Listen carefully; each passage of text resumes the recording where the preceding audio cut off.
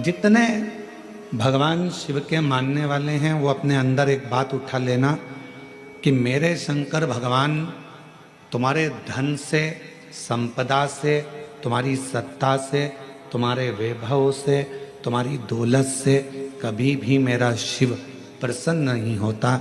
मेरा भगवान तो तुम्हें जो निशुल्क एक लोटा जल मिला है, बेलपत्र वृक्ष पर निशुल्क मिली है, और जल की धार और बेलपत्र एक चढ़ाकर आप बाबा को अपना बना सकते हो, शिव को अपना कर सकते हो। अब उसमें कोई आपका शुल्क नहीं लगा। एक लोटा पानी में आपका कोई शुल्क लगा है क्या? अपने घर का लोटा, अपने घर का पानी। यहां तक शिव महापुराण ने कहा कि मंदिर का पानी भी नहीं उठाना, मंदिर का लोटा भी नहीं उठाना। अपने घर से लेकर जाओ, अपना दर्द सुनाने के लिए, अपने मन की बात भगवान को कहने के लिए अपने साथ अपना जल लेकर जाए।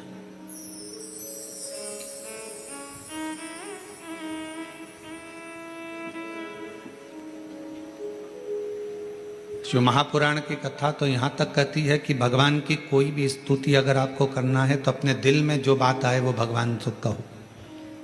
किसी की पढ़ी पढ़ाई, किसी की सुनी सुनाई स्तुति भी हमको नहीं करना। खुद की स्तुति जो आपके दिल से निकल रही हो भगवान के लिए, उसको पुकारने के लिए, उसको बुलाने के लिए, वो स्तुति खुद करिए।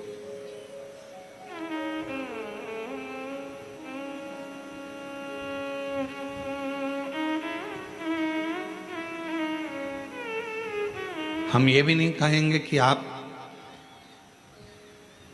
हम जैसा विधान बताएं वैसा करो, या हम जैसा आपका दिल करे आप वैसा करिए।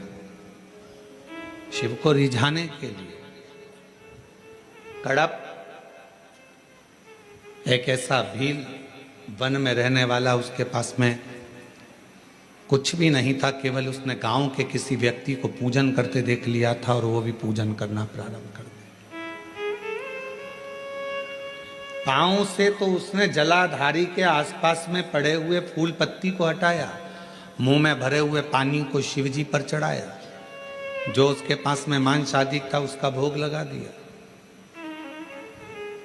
अब उसकी साधना, उसका तप कितना बड़ा कि ब्राह्मण देव ने, पंडित जी ने भगवान शंकर के शिवलिंग को पिंजरे में बंद कर दिया था। पिंजरे की एक तान टूट गई लोहे की, शिवलिंग पर जाकर लग गई। शिवलिंग में से खून बहना प्रारंभ हो गया, रक्त बहना प्रारंभ हो गया। कड़ा पाया, उसने देखा मेरे शंकर भगवान का नेत्र लग गया, नेत्र में ये लोहे की तान लग गई, आंख फूट गई। हाथ लगाया, खून नहीं रुका, कपड़ा लगाया, रक्त नहीं रुका।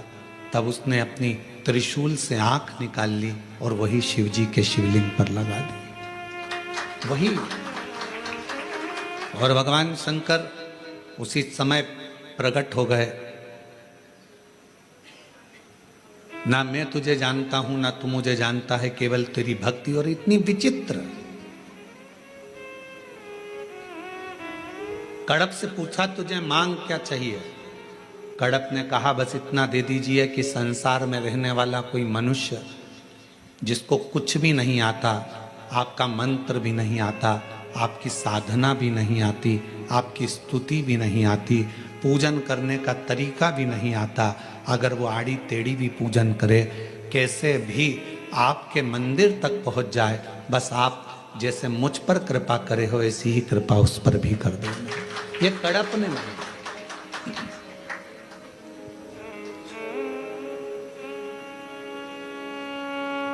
मेरे शंकर भगवान तुम्हारी स्तुतियों से, मेरे शंकर भगवान तुम्हारे बहुत सारा कि 100 लोटे जल चढ़ाओगे तो शंकर जी प्रसन्न होंगे, 1.25 लाख बेलपत्र चढ़ाओगे तो शिव जी प्रसन्न होंगे। भगवान शंकर के लिए कड़क व्रत करोगे, कुछ भी खाओगे पियोगे नहीं तो शंकर भगवान प्रसन्न होंगे, या अपना घर छोड़ दोगे तो शंकर भगवान प्रसन्न होंगे, या भगवान शंकर को शहद चढ़ाओगे या शंकर भगवान को रस चढ़ाओगे, ये चढ़ाओगे तो शंकर भगवान प्रसन्न होंगे। नहीं रे भाई, शंकर जी को प्रसन्न करने के लिए एक तो दिखावा मत करना, आडंबर मत करना। भगवान शंकर को प्रसन्न करने के लिए कहीं से कर्जा मत करना। भगवान शंकर को प्रसन्न करने के लिए केवल तेरा दिल, तेरा मन हृदय से बैठ जाना और मुख से ओम नमः शिवाय, ओम नमः शिवाय, श्री शिवाय नमस्तुभ्यम का उच्चारण करना। जो तेरे पास में है वो शिव को समर्पित करना। जो तुझे बोलना आता है, जो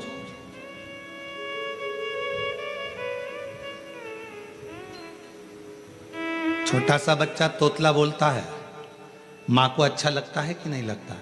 बोलो, जम के बोलो, लगता है। छोटा सा बच्चा किसी से भी अगर तोतरी भाषा में बोलेगा सबको अच्छा लगेगा। तोतरा बच्चा, छोटा बच्चा गाली भी दे देगा तो सबको अच्छा लगेगा। वही बच्चा बड़ा हो जाए, बड़ा होने के बाद गाली बक दे तो लड़ाई हो जाए। तोतरा है, माँ बाप स्वीकार करेंगे, लोग स्वीकार करेंगे। छोटा है, सब स्वीकार करेंगे। शिव जी की कथा कहती है कि भगवान शंकर को रिझाने के लिए आपकी तोतरी भाषा से, आपके निर्मल मन की भाषा से, आपके हृदय की भाषा से आप शिव जी को जैसे रिझाना चाहोगे, शंकर भगवान जल्दी प्रसन्न होंगे। और अगर आप आडंबर से, दिखावे से, छल से परमात्मा को पाने का प्रयास करोगे तो शिव कभी प्राप्त नहीं होगा। उसको पाने का तरीका ही सहजता है। निर्मल मन सो मोहि पावा, मोहि छल छिद्र कपट ना बावा। भगवान को पाने का सबसे सुंदर तरीका है कि बस हृदय से उसको पुकार।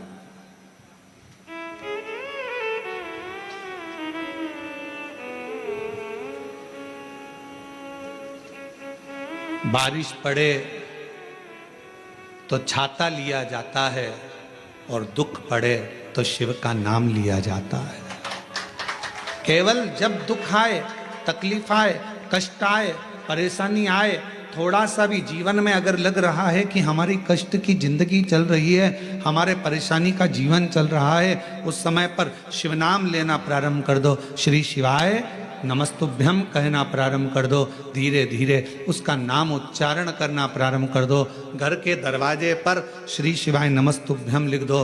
गाड़ी पर, बंगले पर, दुकान पर, जायदाद पर उसका नाम लिख दो कि अब हमारे बस का नहीं है, लोग हमको तकलीफ दे रहे हैं, कष्ट दे रहे हैं, अब दुनिया हमारे से नफरत कर रही है, पर मेरे बाबा तू मुझे निभा लेना।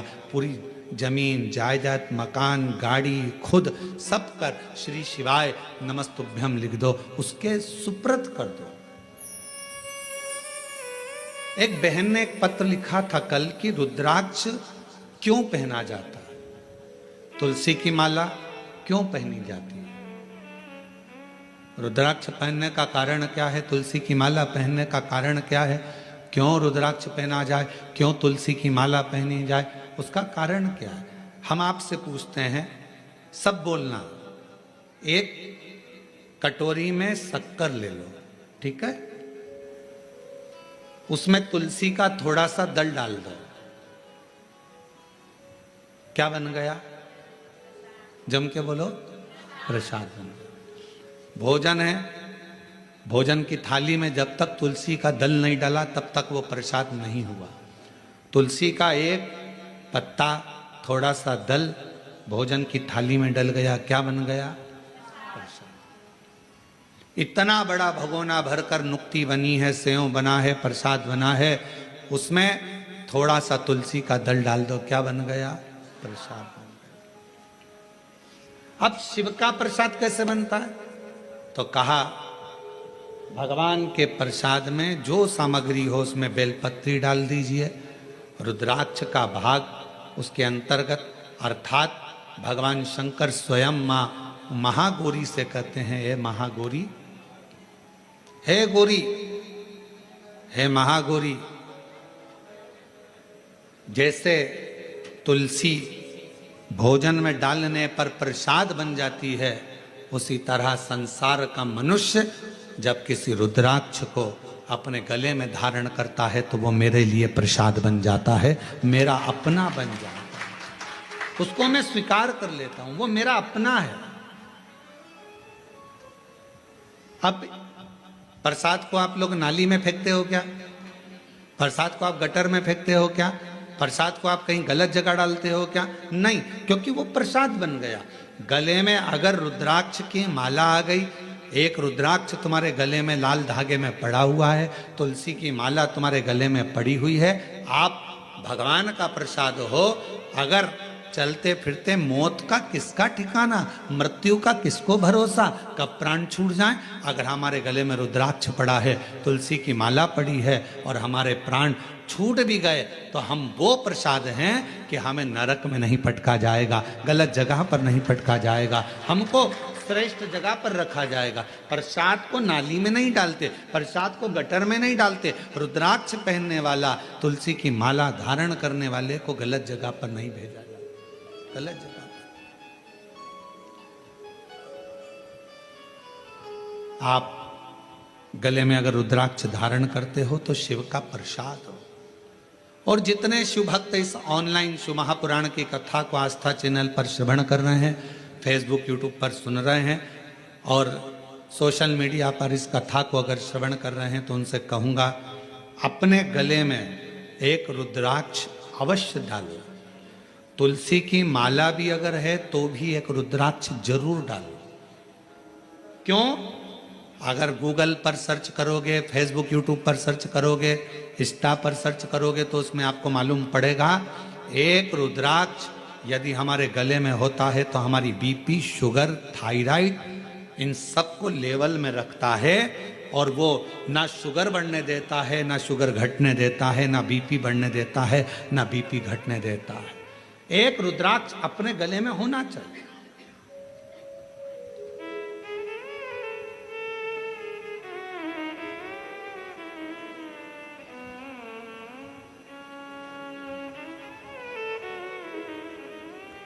एक शिवा भगत की एक कथा आती है। मालती का एक पुत्र था शिवा, उसको लोग शिव कहते थे। क्यों? क्योंकि मालती के घर में कमाने वाला कोई नहीं था, ससुर के प्राण छूट गए थे, पति शरीर से विकलांग था और मालती मेहनत करती, परिश्रम करती। घर में एक बेटे का जन्म हुआ जिसका नाम शिव के ऊपर शिवा रखा।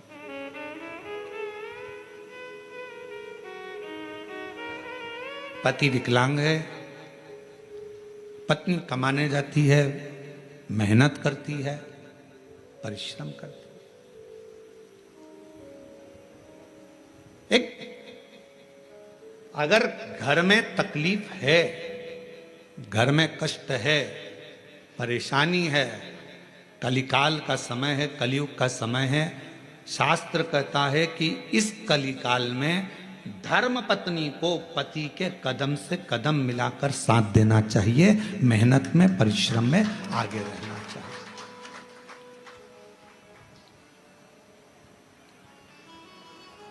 वो समय गया जिस समय पर नारी केवल चौके का काम करती थी और लोग गाली देते थे, अपशब्द कहते थे, ताना देते थे, वो घर में रह लेती थी।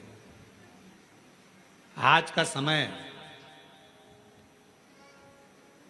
एक बेटी अपनी सेना को लेकर जाती है और पूरे पाकिस्तान को हिला कर आ जाती है। आज का वो युग है। आज का वो युग है कि एक बेटी पूरे पाकिस्तान को हिला कर आ जाती है। आज का वो युग है एक बेटी अंतरिक्ष में जाती है और अंतरिक्ष का छोर पाकर वापिस आ जाती है। आज का वो युग है एक बेटी साइंटिस्ट बनकर पूरे साइंटिस्टों को ज्ञान प्रदान करती है। आज का वो युग है। आज की बेटी collector, SP, IG, DIG, commissioner और बड़े बड़े अधिकारी और मंत्री के पद पर बैठती है। आज का वो युग है। वो गया समय, एक कलिकाल का समय, कलयुग का समय। और ये किसने दिया? कोई तुमसे पूछे कि एक स्त्री को आगे करने का अधिकार किसने दिया, तो तुम कह देना भगवान शंकर ने दिया। कहां? तारकासुर जैसा असुर सामने था, विदल उत्पल नाम के असुर सामने थे, महिषासुर सामने था, और उस महिषासुर को मारने के लिए संपूर्ण जगत के देवता, 33 कोटि देवता सामने खड़े हुए थे। पर महिषासुर नहीं मरा। आखिरी में विदल उत्पल को मारने के लिए भी मां जगत जननी जगदम्बा को आगे करा गया, और महिषासुर को मारने के लिए भी जगदम्बा को आगे करा गया। शंकर भगवान ने कितना सुंदर शब्द किया। पार्वती जी कहती हैं मैं आगे बढ़ूं, शंकर जी कहते हैं एक स्त्री पुरुष से ज्यादा बल रखती है, क्यों चिंता करती हो? एक लाइन आती है, तेरे भक्त जनों पर माता वीर पड़ी है भारी, दानव दल पर टूट पड़ो मां करके सिंह सवारी, सो सिंहों से बलशाली, अष्ट भुजाओं वाली, दुखियों के दुख निवारे, ओ मैया हम सब उतारे तेरी आरती। कितने सिंह? जम के बोलो जरा, फिर से लाइन बोलो, सो सिंहों से बलशाली, अष्ट भुजाओं वाली, दुखियों के दुखड़े निवारे। 100 सिंहों से तू बलशाली है जगत जननी, 100 सिंहों से। अब जरा विचार करिएगा, किसी व्यक्ति को अगर संबोधित किया जाता है ये तो शेर है, मतलब वन ओनली एक, और बहू को सम्मानित किया जाता है 100 पे भारी है। बोलो सही है कि गलत है? एक व्यक्ति को संबोधित किया जाता है वन ओनली, शेर है, और अगर स्त्री को संबोधित किया जाता है तो कभी कभी सास भी कह देती है मेरी बहू तो 100 पे भारी। किसकी सुने? 100 पर भारी। इतनी बोलती है, इतना बोलती है कि 100 लोग बोले इतना बोलती है, इतना तेज है, इतनी तेज, पूरा मार्केट करके गाड़ी उठाए भुड़ भुड़ करके जाए, पूरा मार्केट करके 100 पर भारी। बोलो बोलो सत्य है कि गलत है? संबोधन अब किसी व्यक्ति के लिए ये तो शेर है, शेर ओनली वन, और वो 100 पूरी 100 भारी है। 100 सिंहों से बलशाली, अष्ट भुजाओं वाली, दुखियों के दुखड़े हारे, ओ मैया हम सब उतारे तेरी आरती। अब 100 सिंहों के बराबर उसमें बल है। शंकर भगवान आज के युग में, कलयुग में अगर स्त्रियां नारियां आगे आकर कार्य कर रही हैं, स्त्रियां आगे बढ़ी हैं, तो इसमें सबसे बड़ा योगदान, सबसे बड़ी कृपा मेरे देवादिदेव महादेव की है, जिन्होंने पार्वती जी को आगे करा, मां जगदम्बा को आगे करा। तू असुरों को मार सकती है, तो भद्रकाली बन सकती है, तो कुष्मांडा बन सकती है, तो स्कंदा बन सकती है, और एक समय ऐसा आए तो तू अन्नपूर्णा भी बन सकती है। याद करिए जब पूरा विश्व भूख से बिलख रहा था, पूरा विश्व, अकाल पड़ गया पूरी सृष्टि में, तड़पने लगे लोग, पक्षी मरने लगे, पशु मरने लगे, मानव मरने लगे, कुछ नहीं बचा। शिव अखंड समाधि में डूबे हुए थे, और शंकर भगवान अखंड समाधि में थे। देवता आए शिव जी से प्रार्थना करने के लिए, शिव जी उठते नहीं। ब्रह्मा जी आए, शिव जी उठते नहीं। इंद्र आए, शिव जी उठते नहीं। अखंड समाधि में लगे भगवान देवाधिदेव महादेव, उठने का नाम नहीं, नेत्र बंद, क्या हो रहा है मालूम नहीं, पर पार्वती माता से रहा नहीं गया। सूचना मिली पूरा ब्रह्मांड हिल रहा है, सब भूख और प्यास से तड़प रहे हैं। तब माँ अम्बा जगदम्बा माता पार्वती ने विचार करा, मेरे बच्चे ये संसार के लोग भूख से तड़प रहे हैं। तब मेरी माँ अम्बा जगदम्बा जी ने तुरंत अन्नपूर्णा का रूप धारण करा, भूमि पर चरण रखकर धान उत्पन्न किया।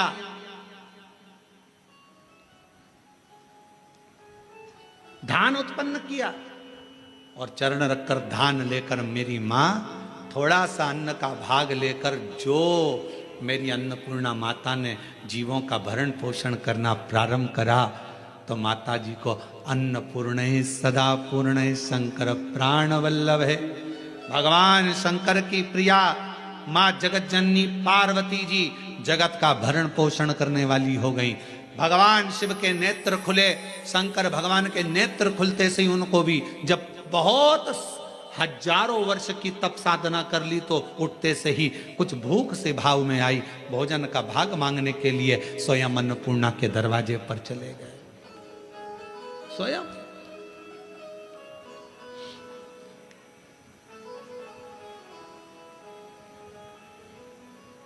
जब जगत पूरे विश्व में हाहाकार मचती है तो वो अन्नपूर्णा बन जाती है।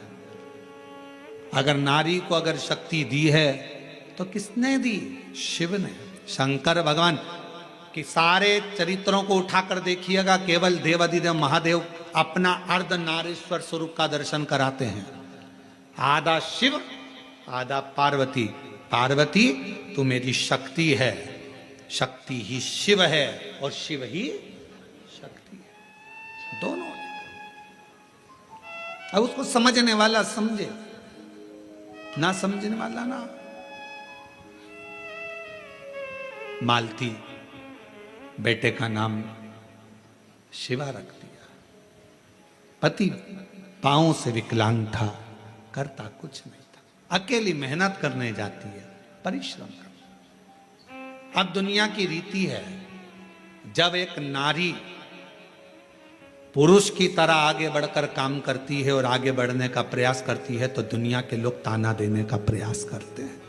उसका विल पावर कमजोर कैसा करा जाए, उसको तोड़ा कैसे जाए, उसको झुकाया कैसे जाए, उसको अंदर से तोड़ने का प्रयास करते हैं। पर जितनी भी मेरी बेटियां इस कथा को सुन रही हैं, जितनी मेरी जीजियां इस कथा को सुन रही हैं, जितनी मेरी माताएं इस कथा को श्रवण कर रही हैं, दुनिया का कोई व्यक्ति तुम्हें कितना भी ताना दे दे, कितनी भी गाली दे दे, तुम्हारे ऊपर कितना भी अपशब्द कह दे, तो भी अंदर से टूटना मती, दमदारी से चलते रहना, आगे बढ़ते रहना। तुम्हारा कर्म तुम्हारा जवाब देगा,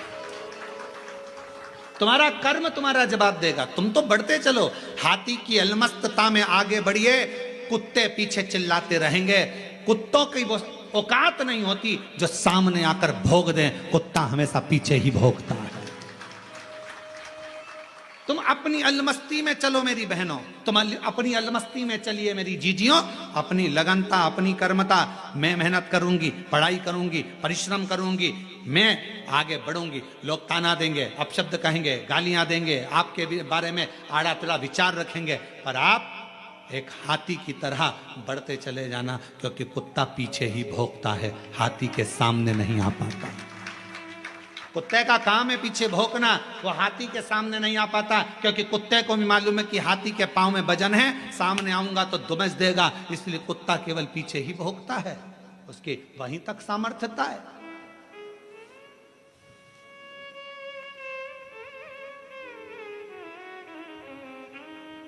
एक बहन, एक बेटी, एक मां, एक स्त्री जब अपने कर्तव्य पथ पर चले, उसको सोचना नहीं चाहिए कौन क्या कहेगा। आग लगे बस्ती में, मस्ती में, क्या किसको रोइए सोइए, कौन कहेगा, क्या बोलेगा, बोले। हम तो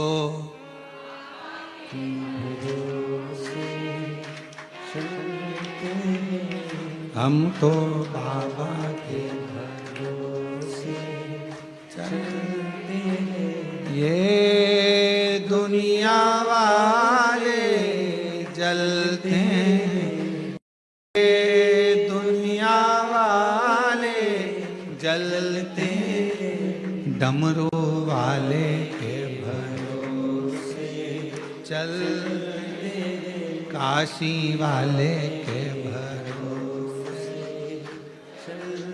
अपनी मस्ती में। मेरी बहनों, मेरी जीजियों, मेरी बेटियों, अपनी मस्ती में अपने कर्तव्य पथ पर आगे बढ़ो। गली गली में कुत्ता मिलेगा, क्या हाथी सबसे भिड़ता है? बोलो बोलो, जम के बोलो। गली गली में कुत्ता मिलेगा, क्या हाथी सबसे भिड़ता है? नहीं। हाथी को मालूम है ये भोगता रहेगा, अपन बढ़ते रहेंगे, फिर अगले गांव जाएंगे, फिर अगली जगह जाएंगे, फिर चिल्लाएंगे। इनका फर्ज है चिल्लाना, क्योंकि पैदा ही इसलिए हुए हैं कि इनको चिल्लाना ही है। अपना कर्म, अपना कर्तव्य, अपने को आगे बढ़कर जाना, अपना कर्तव्य, आगे बढ़ते चलो, बढ़ते चलो। शिव कथा कर रही है। मालती ने विचार करा कि घर को चलाना है, बेटे का जन्म हुआ है, बेटे का नाम शिवा रखा है। शिव कहती है माँ। धीरे धीरे बच्चा एकांत रहने लगा, समय बीता। एक दिन माँ काम में लगी रहती, बच्चे को घर में जब भरण पोषण का कुछ ना पड़ा, कुछ नहीं। जिस जगह पर माँ काम करती थी उसी जगह पर उस बच्चे को काम पर लगा दिया और कह दिया मेरा स्वास्थ्य ठीक नहीं, सेठ जी मैं आपकी दुकान पर, आपके घर पर कार्य करने नहीं आ सकती, अब मेरा पुत्र है। ये कथा कोई पुरानी नहीं, इसी कलयुग की है, इसी कलयुग। आपके यहां ये मेरा पुत्र आएगा। छोटा सा लड़का, 9 वर्ष की उसकी आयु, सेठ जी के घर कार्य करने जाता तो सेठ जी का गांव बहुत दूर था। वहां से आता, बेटे को भय लगता, डर लगता, क्या करे। माँ के पास आकर बोला माँ, सेठ जी कभी रात्रि को छोड़ते अकेले जंगल में आने में मुझे भय लगता है। माँ कहती क्या भय? हाथ पकड़ा बेटे का माँ ने, शंकर भगवान के शिवालय में लेकर गई। शिव जी के गले में पड़ी हुई रुद्राक्ष की माला निकाली, माला निकालकर बेटे के गले में डाल दी और कह दिया केवल तू अकेला नहीं, तेरा महादेव तेरे साथ चलेगा, हर पल हर घड़ी हर क्षण रहेगा। और मालती की कथा कहती है, भगवान शंकर का चरित्र कहता है, रात्रि के समय पर बेटा शान से धड़क बेधड़क चलकर आता था। एक समय कोई प्रेत सामने से, कोई प्रेत पेड़ पर से लटकता हुआ दिखा। इस बालक को भय ना लगा, इसने हाथ जोड़कर प्रणाम कर कर कहा तुम कौन हो? कौन हो? कहा मैं प्रेत हूं, अधोगति में मरा हुआ हूं, मेरी गति नहीं, मेरी मुक्ति नहीं। तो फिर आपका मोक्ष नहीं हुआ तो मेरे जैसे मनुष्य को आपकी वाणी क्यों सुनाई दे रही है? प्रेत का शब्द एक एक शिव भक्त के हृदय में बैठना चाहिए। इस प्रेत के शब्द को, प्रेत कहता है मैं मनुष्य जैसी वाणी नहीं बोल सकता था। प्रेत कहता है मैं आपसे बात नहीं कर सकता था क्योंकि मैं प्रेत हूं, पर आप रोज प्रतिदिन रुद्राक्ष की माला को धारण कर कर यहां से निकलते हो। आपके जाने के बाद आपके चरण की जो रज है, धूल, वो उड़ती है, पेड़ों की पत्ती पर जाती है, वो हवा में मुझे मिलती है। उसके कारणवश मुझे थोड़ा सा बल मिला है जिससे मैं बोल भी सक रहा हूं और आपसे बात भी कर सक रहा हूं। ये मुझे बल मिला है। क्या चाहते हो? क्या चाहते हो? बस एक निवेदन है, कभी मौका मिले तो इस पथ से, आपसे निवेदन है कि आप इस पथ से जाना बंद ना करिएगा। जब भी मौका मिले इस पथ से जरूर जाइएगा। उस शिवा पुत्र ने कह दिया मैं जरूर जाऊंगा। निकलते रहे निकलते रहे निकलते रहे निकलते रहे निकलते रहे, उसी पथ से निकलते रहे। एक दिन वो प्रेत योनि से छूट गया, देव योनि में आ गया। कानों में कुंडल धले थे, सिर पर मुकुट पहना था, गले में हार पहना था, सुंदर पीतांबर पहना हुआ था और सुंदर हाथ में एक शस्त्र लिया हुआ था। हाथ जोड़कर खड़ा हो गया, आज मैं प्रेत योनि से मुक्त होकर देव योनि में आ गया, ये आपकी कृपा है। उस शिवा पुत्र ने कहा मेरी कृपा कैसे, मैंने तो कुछ करा ही नहीं, बस आपके गले में पड़े हुए रुद्राक्ष को पहनकर आप जाते थे और आपके रज से मैं कृतार्थ होता चले गया, मेरा उद्धार होता चले गया। उस प्रेत ने जो कहा, कितनी सुंदर बात कही। अगर रुद्राक्ष पहनकर कोई संसार का मनुष्य किसी मार्ग से निकल कर जाता है तो ना जाने कितने कितने प्रेतों का और जीवों का कल्याण करते करते जाता है। सांसारिक मनुष्य की तो बात ही दूसरी है। और शंभो शरण मांगो दुख काटो दया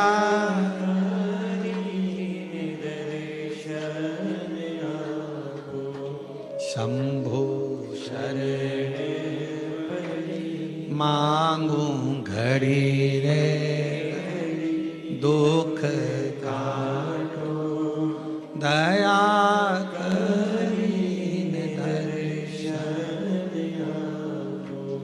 एक प्रेत की भी गति रुद्राक्ष धारण करने वाले जीव से हो जाती है। माताएं कहती हैं कि रुद्राक्ष पहनना चाहिए, क्यों नहीं। हम तुलसी की माला पहने कि रुद्राक्ष पहने, दोनों पहनो, कोई दोष तो नहीं लगेगा। कहां लिखा कि तुलसी पहनने वाले को रुद्राक्ष नहीं पहनना चाहिए, रुद्राक्ष पहनने वाले को तुलसी नहीं पहनना चाहिए। जब भगवान राम भगवान शंकर जी की आराधना करते हैं और शंकर जी भगवान राम की आराधना करते हैं तो दोनों के लिए समता है।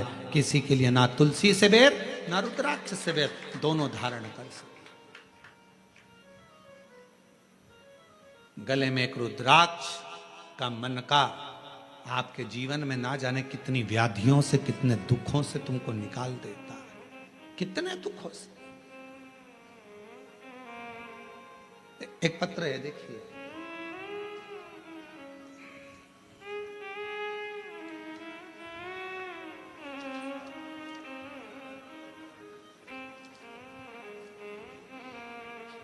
रुक्मणी पटेल, शिव नारायण पटेल, ग्राम रामपुर, जिला कोरबा, रामपुर करतला, छत्तीसगढ़ से हैं। 12 वर्ष तक मेरे यहाँ संतान का सुख नहीं हुआ। हमने मेडिकल टेस्ट कराया, टेस्ट बेबी करवाया, सब कुछ करवाया, पर संतान का सुख नहीं हुआ। तब किसी ने कहा कि सफेद आंकड़े की जड़ का प्रयोग करो और भगवान शंकर का पशुपति व्रत करो, टीवी पर कथा आती है वो सुनो। हमने सब कुछ किया, फिर बाद में जब संतान का सुख नहीं आया तो फिर वापस व्रत किया और कोकड़ी में आपकी कथा थी वो श्रवण करी। बाबा की ऐसी कृपा हुई गुरुदेव, मेरे बाबा ने 12 साल के बाद मुझे संतान दी। मैं बाबा को प्रणाम करती हूँ।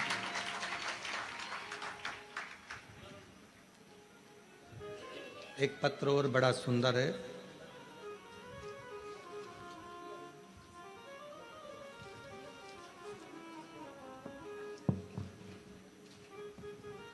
एक रुद्राक्ष के जल की क्या महत्वता है इस पत्र में देखिए। मेरा नाम श्रीमती रितु डिक्सेना, ग्राम हरदी बाजार में रहती हूँ। हरदी बाजार की पुत्र वधू हूँ। बाबा, शादी के 12 वर्ष के बाद 2023 में मेरे गर्भ में मुझे तकलीफ हुई। पहले डॉक्टरों को दिखाया तो बच्चेदानी में छाले बता दिए, फिर डॉक्टर को दिखाया तो गर्भाशय में बच्चेदानी में 7 गठाने हो गए। घबरा गए। डॉक्टर ने कहा यह गठानों की जांच होगी। मालूम पड़ेगा कि कौन सी बीमारी है। हम लोग घबरा गए। तब किसी ने कहा कि सीहोर जाकर अगर वहां का रुद्राक्ष लाया जाए, और सीहोर गए, वहां से आकर गुरुजी हमने पशुपति व्रत भी किया, रुद्राक्ष को पानी में गलाकर उसका जल पीना प्रारंभ करा, और फिर 29/5/2025 में हम बिलासपुर में फिर चेकअप कराने के लिए गए। बाबा ने ऐसी कृपा कर दी, कोई ऑपरेशन करने की जरूरत नहीं पड़ी, और बाबा की कृपा से मेरी पूरी रिपोर्टें नॉर्मल आ गई, जिन रिपोर्टों को मैं अपनी फाइल में भी लगाकर लाई हूं कि मेरी सारी रिपोर्ट बाबा ने नॉर्मल कर दी। शिव शिव है, शंकर शंकर है, शिव शिव है। एक रुद्राक्ष यदि गले में पड़ा हुआ है, एक रुद्राक्ष यदि हम उसका जल पी रहे हैं, एक रुद्राक्ष हमारे घर में हम रख रहे हैं, उसका जल पी रहे हैं, या हमारे गले में धारण कर कर रख रहे हैं, उसका फल आ जाए हमको मिलता जरूर है।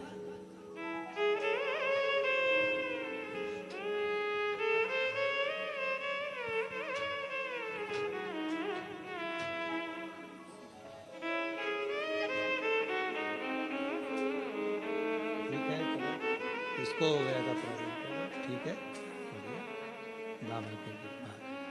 आप ही को तकलीफ हो गई थी, बच्चादानी में 7 गठाने हो गई थी और छाले पूरे बच्चादानी में हो गए थे। डॉक्टर की कृपा, भगवान शिव की करुणा और साथ में शिव की उदारता से रुद्राक्ष के जल से आज पूरी बच्चेदानी की गठाने भी गल गई, छाले भी समाप्त हो गए, और शिव की कृपा। और तेरी कृपा का क्या है भरोसा, कब किस पर हो जाए, जरा सी हम पर कर दो, जरा सी हम पर कर दो। तेरी कृपा का क्या है भरोसा, कब किस पर हो जाए, जरा सी हम पर कर दो, जरा सी हम पर कर दो। जिस पर भी हो गई तेरी कृपा करुणा, वो भव पार हुआ, भव पार हुआ। पापी हो चाहे जितना, उसका भी बाबा उद्धार हुआ, उद्धार हुआ। गिद्ध अजामिल गणिका जैसे तेरे मन को भा, जरा सी हम पर कर दो, जरा सी हम पर कर दो। तेरी कृपा का क्या है भरोसा, कब किस पर हो जाए, जरा सी हम पर कर दो, जरा सी हम पर कर दो। शिव कृपा, शिव करुणा। एक छोटा सा रुद्राक्ष गले में पड़ा रहने, डले रहने, कितनी कितनी तकलीफों से, कितने कितने दुखों से, कितने कितने कष्ट से वो रुद्राक्ष आपको निकाल देता, कितने कष्टों से।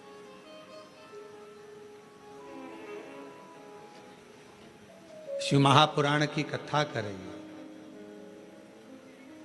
शंकर भगवान की भक्ति,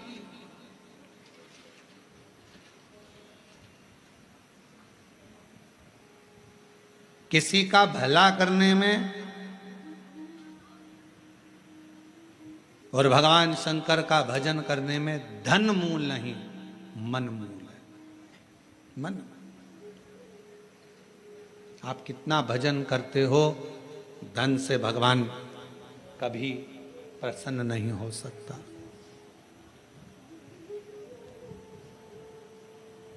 धन से भगवान कभी प्रसन्न नहीं, आडंबर से भगवान कभी प्रसन्न नहीं हो सकता। क्या था माता पार्वती जी के पास में? जिस समय मां पार्वती जी की अवस्था 6 वर्ष की हो गई और मां पार्वती जी अपना भवन छोड़कर वन में चली गई अपनी सहेलियों के साथ, एक गुफा में प्रवेश कर गई माता पार्वती जी। छोटी सी गुफा में रहकर माता पार्वती जी ने तप साधना प्रारंभ कर दी। क्या था पार्वती जी के पास में? ना मां पार्वती जी हिमालय राज की नगरी से ना पात्र लेकर गई थी, ना पूजन का कोई सामान लेकर गई थी।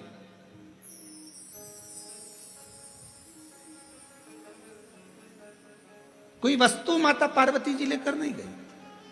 अपने पिता के घर से गई तो खाली हाथ गई। अपनी सहेलियों के साथ, सखियों के साथ गुफा में बैठकर भगवान का तप करने बैठ गई। जब पार्वती जी ने देखा कि मैंने हजारों समय निकाल दिया, वर्ष निकाल दिया, शिव जी प्रसन्न नहीं होते, शंकर भगवान सामने आते ही नहीं। और आपको पहले भी कथा में कहा, तप से भगवान को प्रसन्न करना कोई साधु, कोई सन्यासी, कोई तपस्वी, कोई साधक, कोई उपासक तप से भगवान को प्रसन्न कर सकता है। योग से, साधना से भगवान को कोई तपस्वी, साधक प्रसन्न कर सकता है। आप और हम तो कलयुग में रहने वाले हैं। आप तप करते हो क्या? आप करते हो तो बात दूसरी, हमसे तो नहीं बन पाता। हमसे तो केवल एक ही काम बनता है, सारी समस्या का हल जल। तब हमसे भी नहीं बनता। कोई हमसे कहे तुम साधना में बैठते हो, नहीं साहब, हम तो एक ही काम करते हैं। जय सुबह से लेकर शाम तक जितना समय मिलता है, श्री शिवा नमस्तु, श्री शिवाय नमस्तु। फिर कोई पूछे आपने क्या खाना छोड़ दिया, आप क्या फलार करते हो, तो हम जहाँ रुके हुए हैं वहाँ आकर हमारी जीजियों से पूछना, जो प्रसाद बनाती हैं उनसे पूछना क्या व्रत रखते हैं? नहीं, भोजन करते, 2 रोटी सुबह, शाम को 1.5 रोटी, इससे ज्यादा नहीं। भजन का बल, स्मरण, अपनी भक्ति। और छत्तीसगढ़ आते हैं तो चावल जरूर खाते हैं, वो जरूर पाते हैं। बाकी की जगह पर अगर कथा करने जाते हैं तो अपना सुबह का 2 रोटी है, शाम की 1.5 रोटी है, चावल प्रसाद भी नहीं लेते। कोई बाजार का तुम्हारा मीठा मीठा कुछ आप पूछिएगा जो प्रसाद बनाते हैं, कोई मीठा मीठा बाजार का नहीं, कोई चीजें नहीं, केवल साधारण भोजन, बाबा का भजन और आनंद। इससे ज्यादा क्या करना? भक्ति करो, भजन करो, स्मरण करो, कीर्तन करो, मंत्र जाप करो, श्री शिवाय नमस्तुभ्यम जपते जपो। जितना भजन कर सकते हो उतना करो, जितना मंत्र जाप कर सकते हो उतना।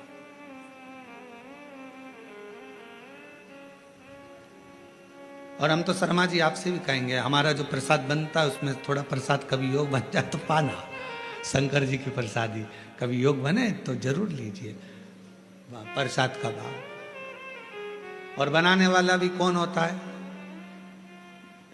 माताएं तो रोटी सेकती हैं और हमारे पंडित जी सब्जी से बनाते हैं, या आशीष भैया सब्जी बना देते हैं। जो भाजी अपने बच्चे लोग बनावे, पा लिया आनंद। शिव तत्व की प्राप्ति हो, शिव तत्व। ना हमसे तप बनता, और हमें भरोसा है आपसे भी नहीं बनेगा। आपसे कोई कहते पेड़ के नीचे बैठी रहे, सिर पे पल्लू लेके बैठी 4 घंटे तक, बनेगा? घर छोड़ सकते हो? नहीं। नदी पर जाकर बैठ सकते हो? थोड़ा सा नदी में पानी बड़ा, बारिश में तो पीछे खसक जाओगे, तुरंत नहीं बन सकता। ना हमसे तप बन रहा है, ना साधना बन रही है, ना हमसे कोई ऐसा व्रत बन रहा है। पहले के व्रत आज के व्रत में अंतर है। आज के व्रत में तो पेट भरकर फराल कर लो, फिर भूख लग जाती है, फिर सेव फल खा लिया, केला खा लिया, पपीता खा लिया, रात्रि के फिर फलहार की तैयारी, फिर वो खाने के बाद फिर दूध पीने की तैयारी, फिर आधी रात को फिर पति को नींद नहीं आ रही, पति बोले तेरा व्रत है, हाँ आज एकादशी है। पति ने मन में सोचा 11 बार खा लेती, एकादशी पूरी हो जाती, क्यों ना खा। व्रत नहीं, ना हम तप कर पा रहे, ना साधना कर पा रहे, ना व्रत कर पा रहे कली काल में। इसलिए तुलसीदास बाबा ने लिख दिया, कलयुग केवल नाम आधारा। इसलिए तुलसी बाबा ने लिखा कलयुग में कुछ नहीं बने तो एक काम करो, राम राम राम राम जपते रहो, शिव नाम जपते रहो, कृष्ण नाम जपते रहो। तुम्हारे दिल में जो बैठ जाए, जिसका तुम भजन कर सकते हो उसको भजो। भगवान का भजन करने में मन लगा लो। तुम जितना जपोगे आडंबर से दूर रहोगे, तुम जितना जपोगे सबसे दूर रहोगे। इसलिए कलिकाल में एक नियम बना लिया, सारी समस्या का हल जल। फुर्सत मिले 2 मिनट जाओ, शंकर जी को जल चढ़ाओ। अपने शिव के लिए अगर तुम 2 मिनट का समय मंदिर जाने का निकाल लोगे तो भगवान शंकर भी अपने समय में से तेरा दुख हरने के लिए तेरे दरवाजे पर आकर खड़ा हो जाए। समय निकालो। आजकल का जमाना यही है, तुम किसी के यहाँ जाओगे तो कोई तुम्हारे यहाँ बोलो तो आएगा। बहन के घर शादी में जाओगे तो बहन तुम्हारे घर शादी में, तुमने अपनी बहू को भेज दिया तो वो भी बहू को भेज देगी। और तुम्हारे जाने में और बहू के जाने में अंतर है। बहू शादी में जाती है, काम वाम नहीं करती, कुर्सी पर डेंटिंग पेंटिंग करके बैठ जाती है। काम करेगी क्या? नहीं। मौसी सास की आई है, फैलारा पड़ा है तो पड़े रहने दो, सामान पड़ा है तो पड़े रहने दो। पर बहन के घर शादी में बहन जाती है, जितना सामान आता है, कपड़े आए, मायरे का सामान आया, सारा सामान संभालती है। मिठाई के डब्बे इधर रखेगी, बर्तन उधर रखेगी, सामान उधर रखेगी, बहन संभालेगी, बहू नहीं। अब तुम्हारे यहाँ शादी में तुमने बहू को भेजा तो उसने भी बहू को भेज दिया। तुम आती तो वो भी, तुमने संभाला तो वो भी संभालती। हमारी जीजी ने हमारे यहाँ काम संभाला था भैया, उसके घर काम आया है, हम भी जाके संभाल लेंगे क्योंकि हमारी बहन ने हमारे यहाँ संभाला था। उसी तरह जैसे तुम अपने रिश्तेदार को शादी में भेजते हो तो वो अपने रिश्तेदार को भेजता है। अब तुमने कह दिया मम्मी कथा हो रही है, तुम चली जाओ, तो भगवान भी कह देगा जब अंतिम समय आएगा, ये मरने वाली है, यमराज तू चले जा, तू चले। और अंतर देखिए, बहन आती तो काम करती, भगवान आता तुझे लेने के लिए भोलेनाथ तो नंदी पर बिठा कर ले जाता, डमरू बजाता बजाता। देवराज ब्राह्मण को लेकर गया था नंदी पर बिठा कर, नरसिंह जी को बैठा कर लेकर गया था। और अगर यमराज आता है तो नंदी पर काय पर बिठा के ले जाता है? नहीं, पाड़े की पूंछ से बांध कर ठोकता ठोकता, दे धम दे धम दे धम। खूब मोबाइल पे झूठ बोली थी, दे, खूब दिया। दिन भर चैटिंग में लगी रहती थी, दे। जरा सा कोई गलत लिखता था फेसबुक पे और कमेंट्स करती थी, दे। उंगली पर रखेंगे और दोचेंगे, इसी से चलाती थी खूब व्हाट्सएप, दोचो। चिल्लाएगी, क्षमा कर दो, मुझे माफ कर दो, एक बार बंस मोर फिर जन्म दे दो, मोबाइल नहीं चलाऊंगी, और चलाऊंगी तो शिव पुराण देखूंगी, फिर कुछ नहीं देखूंगी। भगवान बोले शिव पुराण की आड़ में चैटिंग करती रहती, दे, दे, दे, फिर मारा लपक के, फिर दो, खूब तो। चलते चलते फिर याद आया, मेरी नीले कलर की साड़ी एक बार भी नहीं पहनी। यमराज से कहा, भगवान प्लीज क्षमा कर दो, बहुत दुख हो रहा है मुझे। भगवान ने पूछा किस बात का दुख हो रहा है? अलमारी में 3 नंबर के ब्लॉक में नीले कलर की साड़ी रखी, उसकी फाल लगवा ली थी, चोली भी बनवा ली थी, बस पहन नहीं पाई। मुझे एक बार मौका दे दो, मैं पहन लूं। और हमारे मोहल्ले में नया पार्लर खुला है, उसके पास एक बार भी नहीं थी, कृपा करो। यमराज ने फिर दिया धर के, चल। किस काम की वो जिह्वा जो भगवान का भजन ना कर पाए, किस कान का वो श्रवण जो भगवान की कथा ना सुन पाए, और किस काम का वो मस्तक जो भगवान के आगे झुक ना पाए। किस काम, क्या करे वो सभी? कि पापीड़ा मुख से राम नहीं निकले, राम नहीं निकले रे श्याम नहीं निकले। वो काई जाने हरि भजना में, जीवन गवाए दियो सजना में। भजना में मन नहीं लगा, सजना में मन लग गया। हम तो कई बार कथाओं में कह देते हैं, लोगों को बहुत बुरा लगता है कि आप जितना समय दर्पण को देती हो ना, जितना समय दर्पण को देती हो ना, जितनी देर कांच के सामने रहती हो, पेंसिल से लाइन खींचना, डब्बा भरना, फिर सुरमा लगाना, फिर डेंटिंग पेंटिंग, जितना समय दर्पण में देती हो उसका आधा समय भी अगर मेरे शंकर को दे दिया तो सुंदरता मेरा शिव देगा। आधा समय निकालकर भगवान शिव को दीजिए। और पुरुषों से निवेदन है, जितना समय फालतू की चर्चा में, व्यर्थ की बातों में, व्यर्थ के कमेंट्सों में और व्यर्थ की बातों में लगाते हो ना, उतने में से आधा समय निकालकर मेरे शंकर के मंदिर में अपनी पत्नी को साथ लेकर एक लोटा जल चढ़ाने जा, तेरी पूरी जिंदगी संवर जाए। थोड़ा सा समय निकालो। अभी कावड़ चल रही है, पूरे भारत में कावड़िया कावड़ लेकर जा रहे हैं। जितने कावड़िया भारत की भूमि पर कावड़ लेकर जा रहे हैं, उनके चरणों को मैं नमन करता हूं। कोरबा की इस भूमि से मैं दंडवत प्रणाम करता हूं कि कावड़िया सनातन धर्म को जागृत कर रहे हैं। एक कावड़िया 50 व्यक्ति को जागृत करता है, सनातन धर्म को मजबूत करता है। मैं उनको प्रणाम करता हूं, जो नवयुग बेटा बेटी, नवयुवक बेटा बेटी, माताएं, बुजुर्ग सब अपने अपने भाव से भगवान की कावड़ लेकर जा रहे हैं। और जो कावड़ियाओं की सेवा में लगे हैं, कावड़ियाओं की सेवा में जितनी बड़ी बड़ी संस्थाएं सेवा में लगी हुई है, आप कभी बाबा धाम जाकर देखो।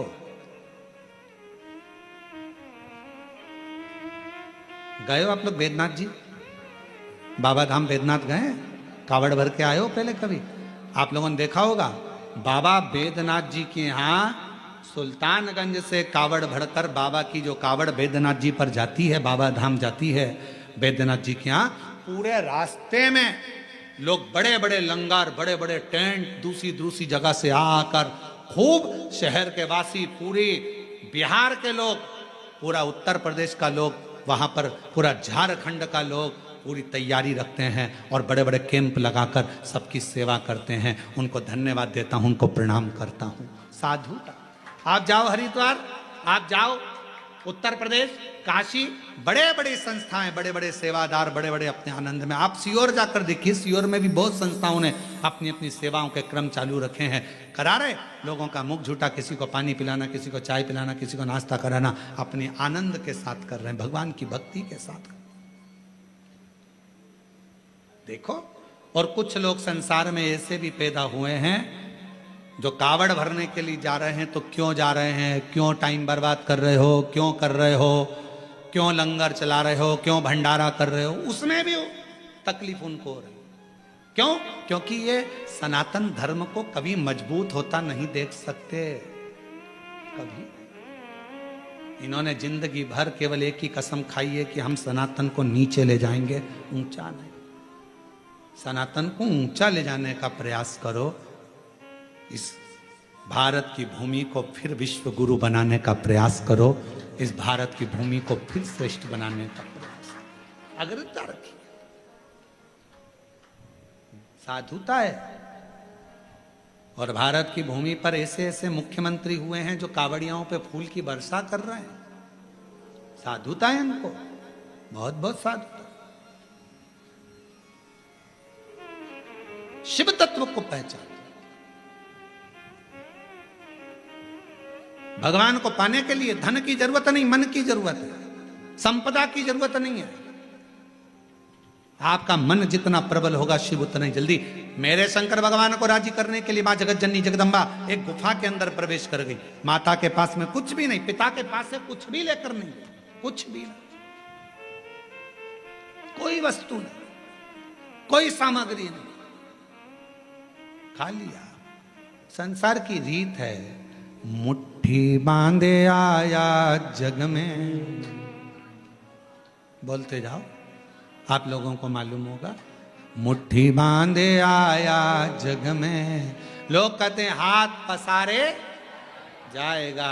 क्या तू लेकर आया जग में, क्या तू लेकर जाएगा।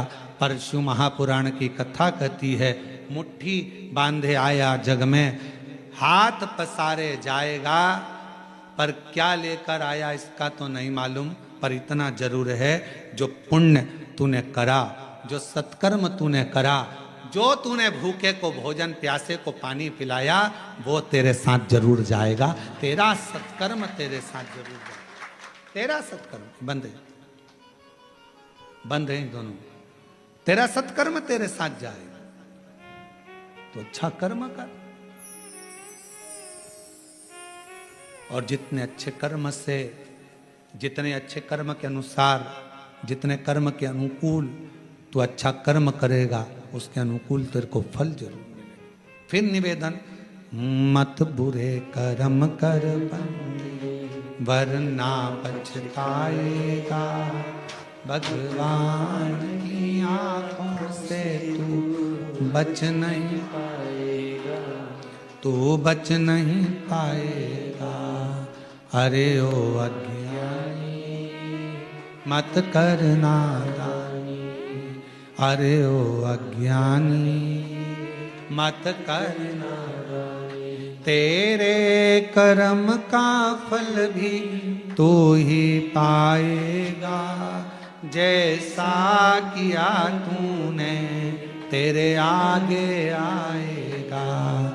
मत बुरे कर्म कर बंदे वरना पछताएगा, भगवान की आंखों से तू बच नहीं, हो गया, तू बच नहीं पाएगा। अरे ओ अज्ञानी मत करना, अपने कर्म का दंड अपने को भोगना। पर दुनिया को अपना कर्म दिखता कहाँ है?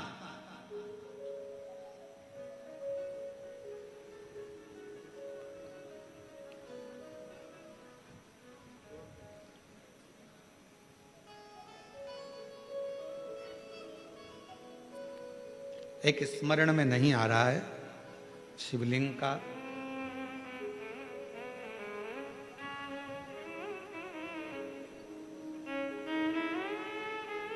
ओमकारेश्वर में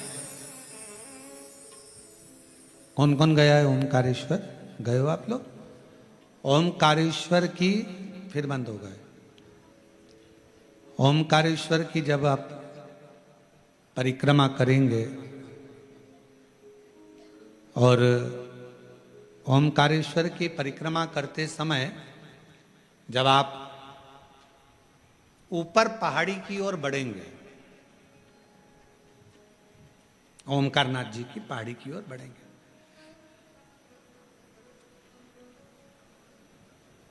एक गौरी केदार मंदिर आता है, गौरी शंकर मंदिर। यह गौरी केदार या गौरी शंकर मंदिर का स्मरण होगा तो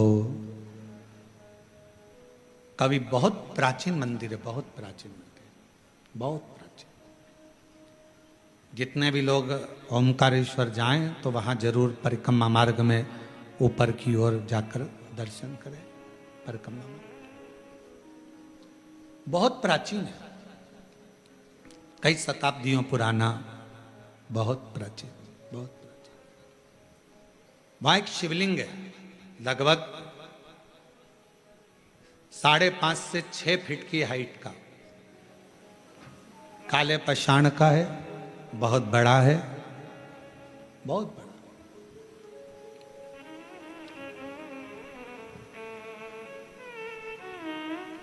जब मुगलों का राज्य हुआ,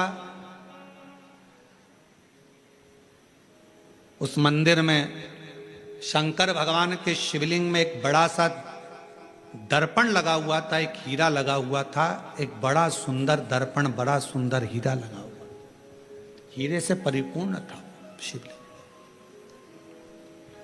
उस दर्पण का काम क्या था?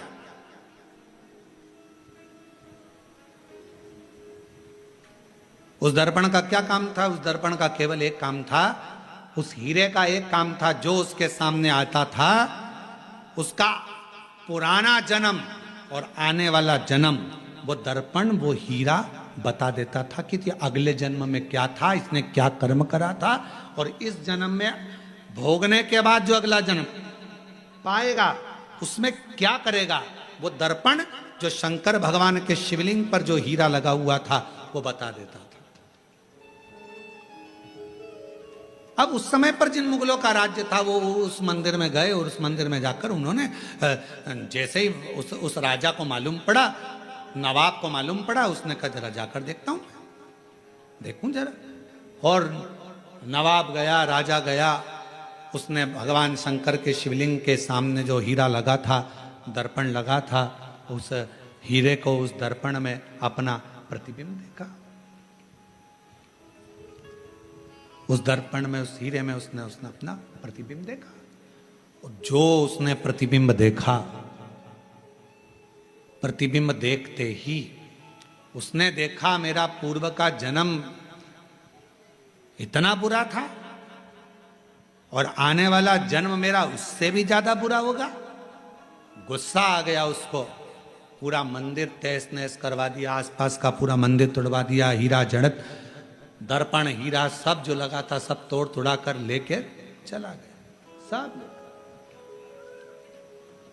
सब टूट गया, सब नष्ट कर दिया।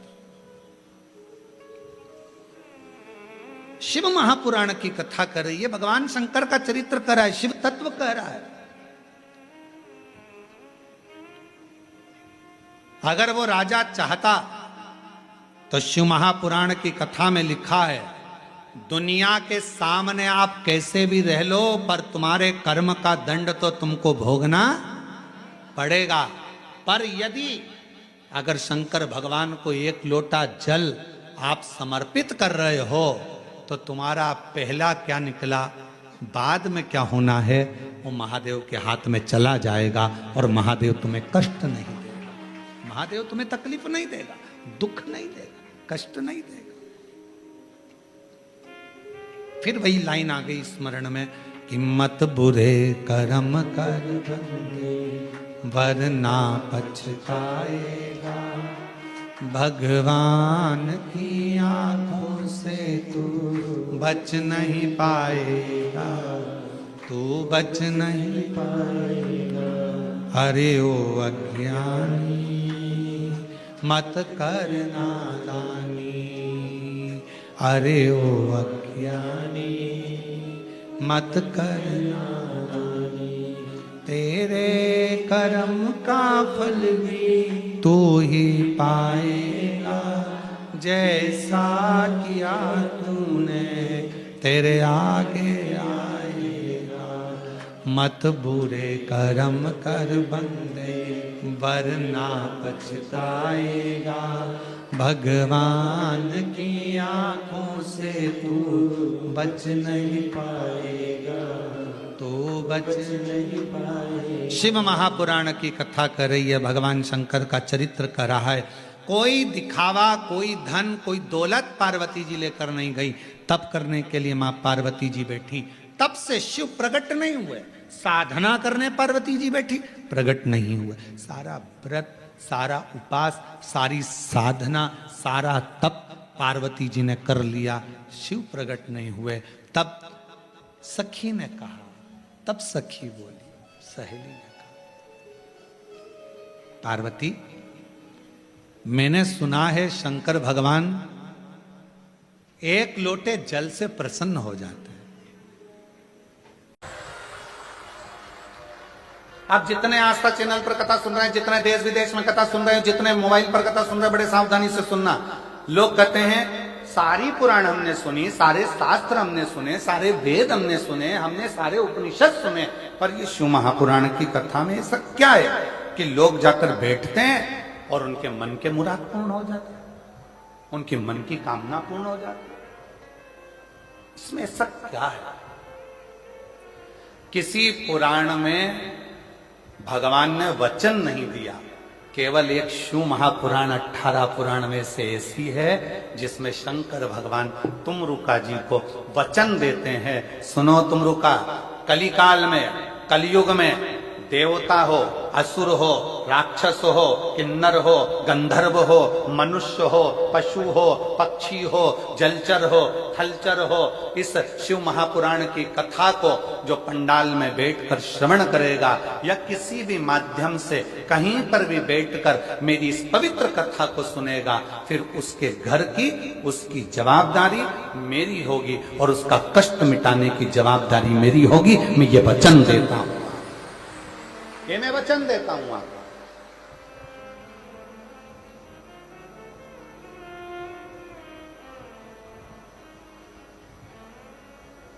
और लुटा दिया भंडार काशी वाले ने, कर दिया माला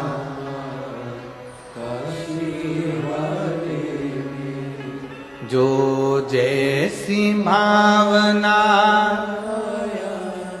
वो वैसा ही फल पाया, जो जैसी भावना वो वैसा ही फल पाया, नहीं खालियों से लौटाया वो मन ही मन नहीं खालियों से लौटाया वो मन ही मन हर्षाया, और कर दिया माला माल काशी वाले ने, लुटा दिया भंडार काशी वाले। भले 4 वेद हों, भले 6 शास्त्र हों, भले 18 पुराण हो, भले 108 उपनिषद हों, पर इन सभी में भगवान ने वचन नहीं दिया है।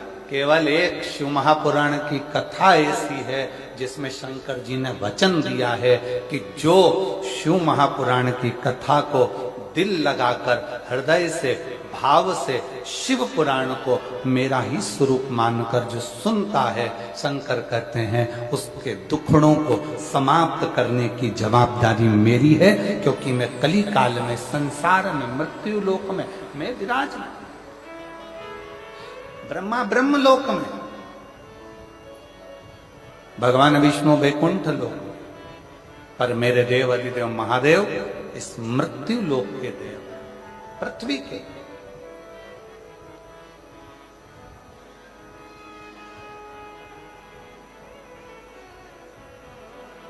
जैसे पंथ और सनातन धर्म,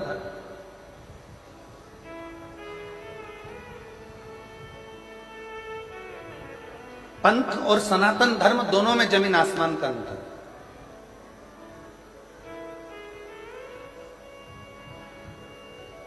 पंथ में कुछ चीजें एक जैसी होती, जैसे किताब एक, देवता एक, पूजन स्थल एक,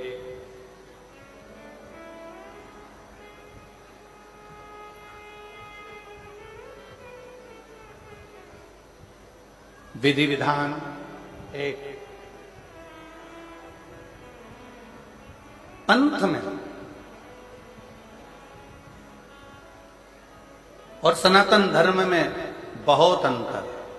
पंथ में कुछ चीजें एक जैसी होती है, पुस्तक एक होती है, पैगंबर एक होता है, पद्धति एक होती है, पूजा स्थल एक होता है, देवता एक होता है, ये सब चीजें पंथ में एक होती है।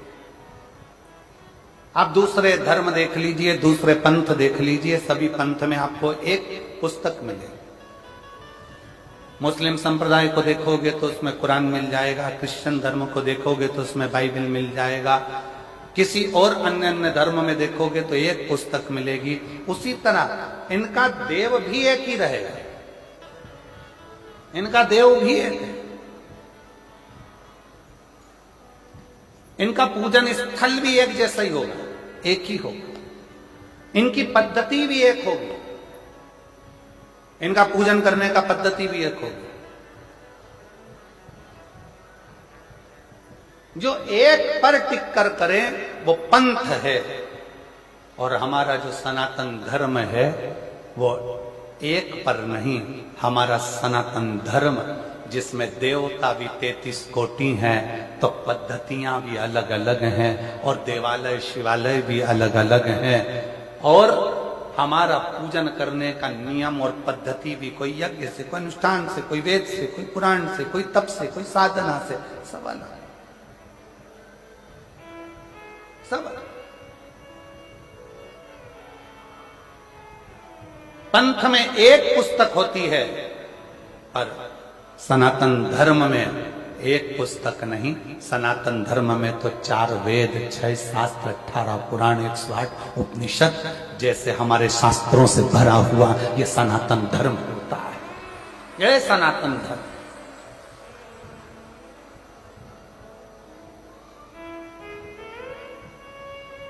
अब चलो बहुत अच्छी तरह से समझ लेना। कई लोग कहते हैं तुम्हारे सनातन धर्म में 33 कोटि देवता है, कोई कहता है तुम्हारे सनातन धर्म में शंकर जी हैं, राम जी हैं, हनुमान जी हैं, तो ये गणेश जी हैं, तो ये देवता, तो वो देवता, तो इतने सारे देवता हैं। अब हम आपसे पूछें, सावधानी से बताइएगा, जिनका एक लड़का और वो चले गया मुंबई, या वो नौकरी करने चले गया दुबई, अब तुम पड़ गए बीमार और एक ही लड़का, अब वो आ ही नहीं रिया, वीजा ही नहीं बना, पासपोर्ट ही तैयार नहीं, आने कोई तैयार नहीं, टिकट ही नहीं हो रहा, क्या करोगे? तड़पोगे, इंतजार करोगे कि मेरा एक लड़का है आएगा, डॉक्टर को दिखाएगा, मेरा एक लड़का है आएगा, मुझे डॉक्टर के पास लेकर जाएगा। सारे पंथ में, दूसरे धर्म में एक पर आश्रित होकर बैठते हैं, पर मेरा सनातन धर्म ऐसा है, हम जब पुकारे मेरे राम को, राम जी नहीं पहुंच पाए तो हनुमान को भेज देते हैं कि वो भी तो एक पुत्र है। हनुमान ना आए पाए शिव को भेज देते हैं, शंकर ना आ पाए कृष्ण को भेज देते हैं। इसलिए सनातन धर्म की शाखा को मजबूत किया जाता है। और लोग कहते हैं तुम्हारे सनातन धर्म में इतने देवता, इतने देवता, इतने देवता। शिव महापुराण की कथा कहती है, जिस घर में एक बेटा, एक बहू और परिवार में कम सदस्य रहते हैं ना, तो बहू डिप्रेशन में पड़ कर एक दिन सुसाइड कर मर जाती है। और जिस घर में 4-5 देवरानियां हो, 3-4 देवर जेठ हो, बहू को टेंशन आ जाए ना, तो वो दूसरे से कहकर मन हल्का कर लेती है। इसलिए सनातन धर्म में 33 कोटि देवता हैं कि हमारा मन हम इन देवताओं के पास जाकर हल्का कर सकते हैं।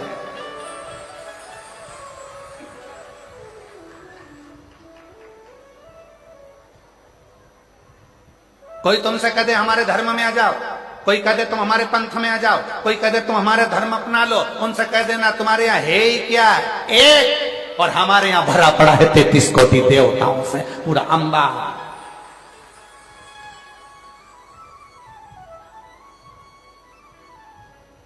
कोई तुमसे कहे हमारे धर्म में आ जाओ, हमारे नियम को अपनाओ, हमको फॉलो करो, हमको फॉलो करो, तो कह देना हम फॉलो वालो नहीं करते, हम तो फूल से प्यार कर फूल मेरे महादेव के चरणों को समर्पित करते हैं, फॉलो से मतलब नहीं, फूल से मतलब रखते हैं। और वैसे भी पूरा भारत फूल में ही हो रहा है अभी।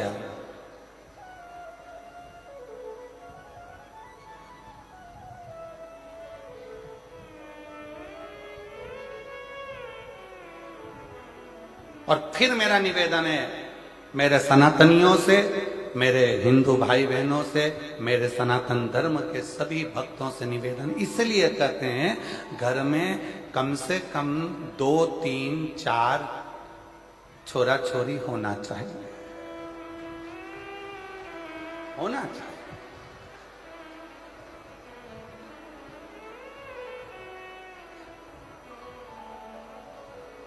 अब कई लोग सबसे ज्यादा दिक्कत मीडिया वाले हमसे प्रश्न करते हैं, गुरुजी तुमने तो कह दिया कि 3-4 बच्चे होना चाहिए, इनका पेट कौन भरेगा? तो हम कह देते तुम्हारा कौन भर रहा है? जो तुम्हारा भर रहा है वो 4 का और भरेगा, और जो 4 का भर रहा है वो 8 का भरेगा। बस इतना याद रखो, सरकारी गोडाउन को भरने की जवाबदारी तुम्हारी है, वेयर हाउस को भरने की जवाबदारी तुम्हारी है, और किसी के पेट को भरने की जवाबदारी तुम्हारी नहीं, उस देवाधिदेव महादेव की।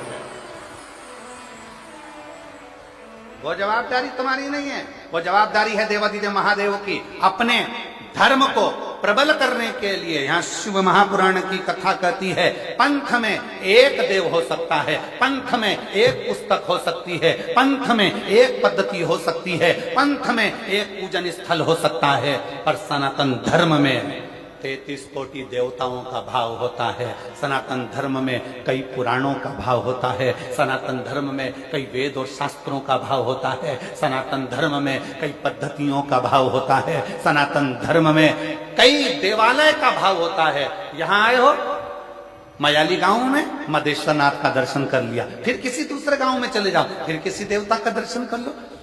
शंकर भगवान और अन्य देवता में एक सबसे बड़ा अंतर है कि शंकर भगवान जिस गांव में रहते हैं उसी गांव से पूजा जाते हैं। जैसे जसपुर में अगर मालूम पड़े कोई शंकर जी का मंदिर है तो वहां पर नाम हो जाएगा जसेश्वर महादेव। यहां आकर बैठ गए तो मधेश्वर महादेव। जिस जगह पर अभी हम कल एक यहीं पास में गांव था, कौन सा चरमरी गांव, कौन सा गांव था है? अच्छा तुम तो समझ गए ना, अब बाकी के सब जान दो, अपने को समझ में आना चाहिए, बाकी के तो आए तो नहीं आए। तो कल हम वो गांव गए थे तो कौन से महादेव है? वो गांव के नाम से ही महादेव है ना, जो गांव का नाम है वही महादेव का नाम है। बोलो सही है कि गलत है? एक ही नाम, मतलब उस गांव के महादेव का नाम उसी गांव से जुड़ा हुआ है। मतलब हमारे गांव का कुल देवता और हमारे गांव का राजा और हमारे गांव की रक्षा करने वाला वो देव अधिदेव महादेव स्वयं विराजमान है। ये गांव में शिव की स्तुति का एक प्रतिबिंब है। क्या है शिव पुराण में? अब आप लोगों को कह सकते हो कि आखिर इस कली काल में शिव महापुराण का इतना महत्व क्यों है? क्योंकि शिव पुराण के लिए वर्णन किया गया कि ये शिव पुराण भगवान ईश्वर जी, गोरा जी, शंकर पार्वती जी कहते हैं तुमरुका जी, जो कली काल में इस शिव महापुराण की कथा को श्रवण करेगा, पंडाल तक पहुंचकर जितने कदम चलकर मेरे नजदीक तक पहुंचेगा उतना उतना मुझे प्राप्त कर लेगा। कई लोग कहते हैं गुरुजी वहां से चलकर पैदल पैदल हम यहां तक आ रहे हैं। कोई कहता है भीड़ बहुत है गुरुजी, कोई कहता है ये बहुत है गुरुजी, कोई कहता है शंकर भगवान तुम्हारे घर से तुम चलोगे शिव पुराण की कथा को सुनने के लिए, तब तक शंकर भगवान सारी परीक्षा ले लेगा तुम्हारी। डॉक्टर तुम्हारे रोग को 1 मिनट में मिटा सकता है। सिर दर्द हो रहा है ना, डॉक्टर 2 मिनट में गोली देगा और सिर दर्द बंद कर देगा। डॉक्टर 2 मिनट में पेट के दर्द को बंद कर देगा। डॉक्टर 2 मिनट में घुटने के दर्द को बंद कर देगा। पर डॉक्टर करता क्या है? 2 मिनट में बंद नहीं करता है। डॉक्टर क्या करता है? पहले ये वाली जांच करा के आओ, फिर कहता है ये वाली जांच करा के आओ, फिर कहता है ये वाली जांच करा कर आओ। सारी जांच डॉक्टर करवाता है। इसमें डॉक्टर का फायदा नहीं है। डॉक्टर पूरी जांच कराते कराते कराते कराते आखिरी में 4 तरह की गोली लिख देगा। सुबह खाली पेट खाना, सुबेरे भोजन के बाद खाना, रात्रि को भोजन के बाद खाना, शाम को सोते समय खाना। डॉक्टर ने 5 तरह की दवाई तुम्हें लिखी। अब क्या डॉक्टर दवाई पहले नहीं लिख सकता था?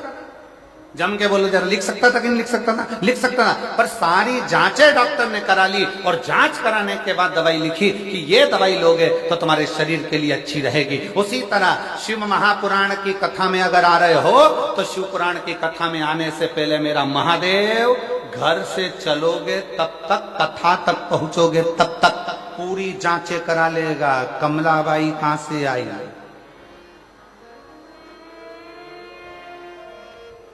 फिर पता करा दूसरे की गाड़ी में बैठकर आई है। फिर पता करा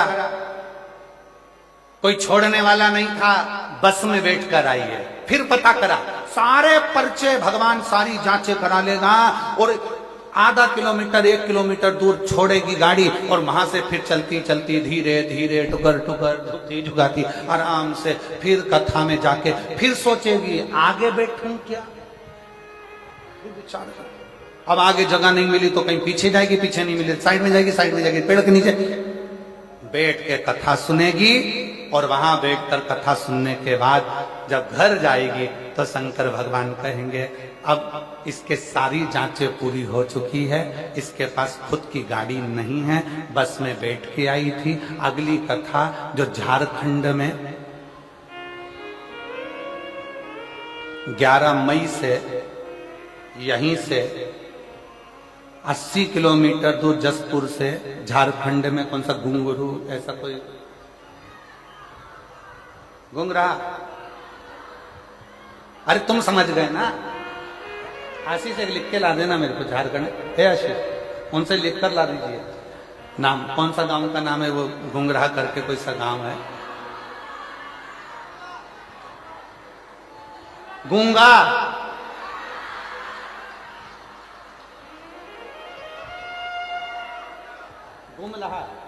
गुमलहा। अब समझ में आ गया हमको भी, हो ठीक है।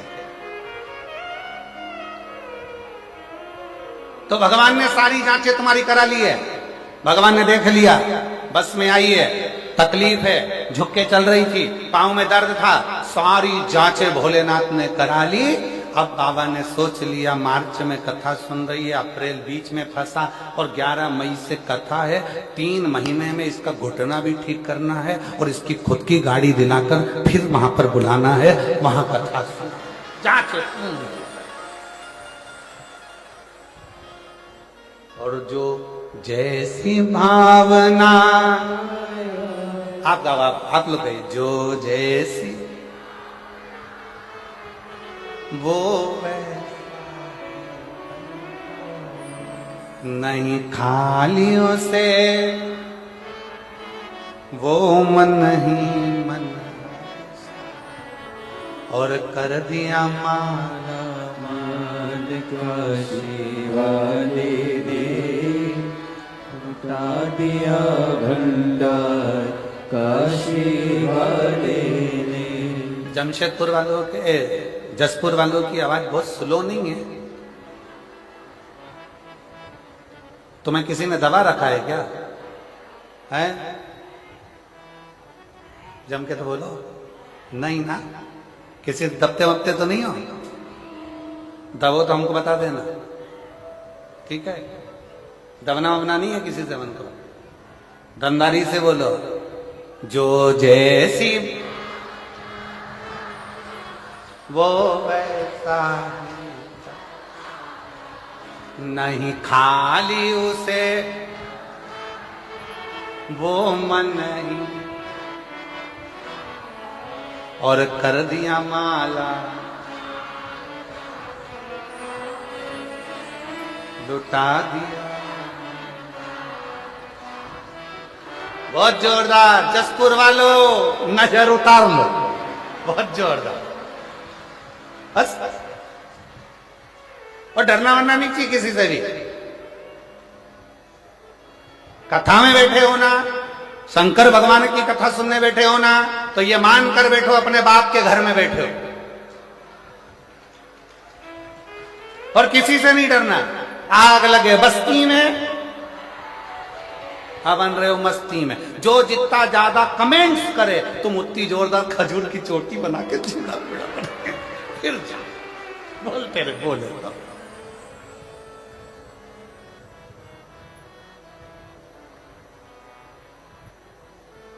मस्त होकर। अब कई लोगों के मन में जो संशय था कि गुरुजी शिव पुराण में क्या है, शिव पुराण में क्या है, तो याद रखना किसी पुराण में भगवान ने वचन नहीं दिया, केवल एक शिव महापुराण की कथा ऐसी है जिसके विराम पर तुमरुका जी को भगवान शंकर ने वचन दे दिया कि कली काल में जो इस शिव महापुराण की कथा को दिल से सुनेगा उसके सारे दुख तकलीफ काट कर हृदय में शिव भक्ति का निवास कर दूंगा, उसके हृदय में शिव भक्ति दे दूंगा। बोल बम का नारा है, सारी समस्या का हल। कोई जल्दी बनता है, कोई लेट बनता है, शंकर को जल चढ़ाने वाला एक दिन सेठ जरूर बनता है। शिव तत्व की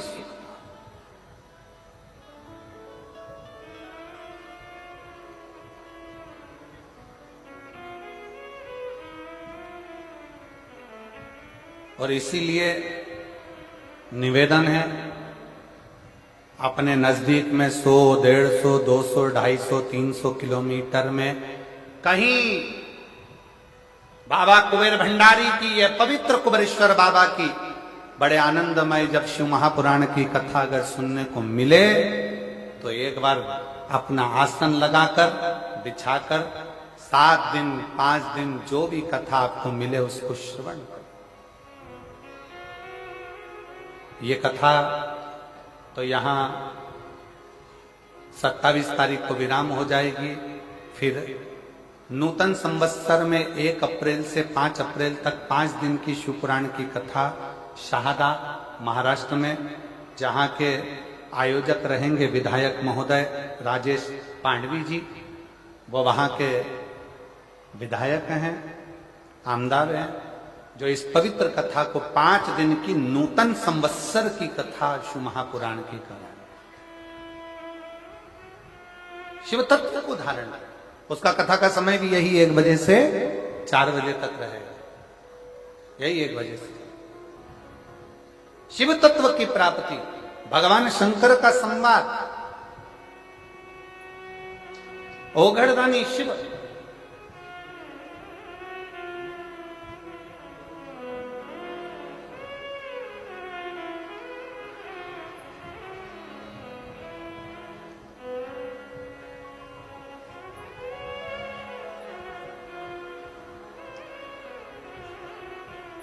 वो जो झारखंड में कथा होने वाली है ना 11 मई से 17 मई तक, मुरगू मैदान, ग्राम सोपाली, रांची, गुमला 4 लेन, गुमला झारखंड में कथा है, तुम्हारे नजदीक में ही है।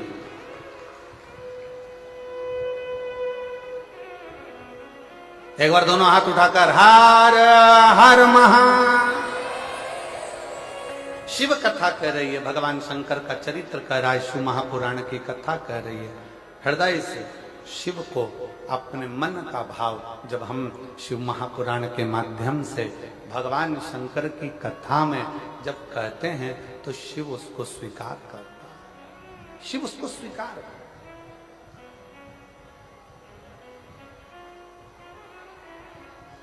शंकर भगवान उसको स्वीकार करते हैं। और जो जैसी भावना लाया वो वैसा ही फल पाया, नहीं खाली उसे लौटाया वो मन ही मन दर्शाया, और कर दिया माला माल काशी वाले ने, लुटा दिया भंडार काशी वाले। हमने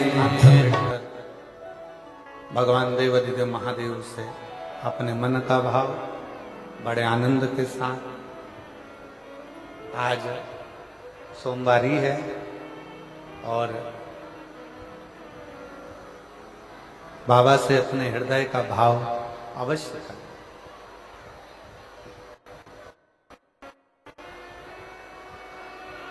आज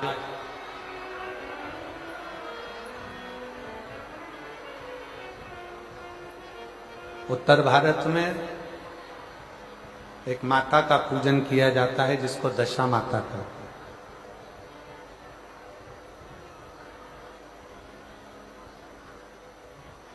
कहते हैं दशा माता दशा बदल देती है, और आज सोमवारी के दिन आप और हम सब शिव महापुराण की कथा को श्रवण करने के लिए बैठे हैं। दिल से बाबा को प्रार्थना करिए, दिल से विनय करिए, दिल से निवेदन करिए। जहाँ जगह मिले वहाँ बैठकर बाबा को अपने मन का भाव सब कहिए।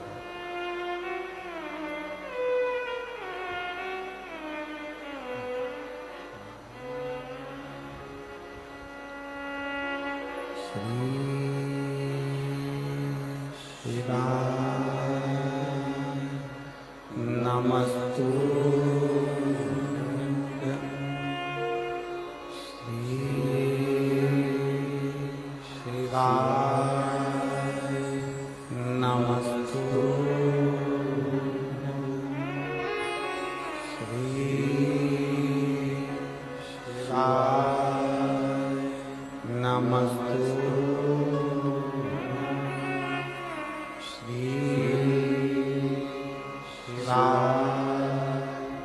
नमस्तुभ्यं श्री शिवाय नमस्तुभ्यं भोला सब दुख काटो ओ भोला सब दुख काटो शिव शंकर जपो तेरी माला भोले बाबा जपो तेरी माला भोला सब दुख काटो ओ भोला सब दुख काटो वेश मंगल मंगलकारी वेश मंगल मंगलकारी शमशान वासी हमारा शमशान वासी हमारा ओ भोला सब दुख काटो ओ भोला सब दुख काटो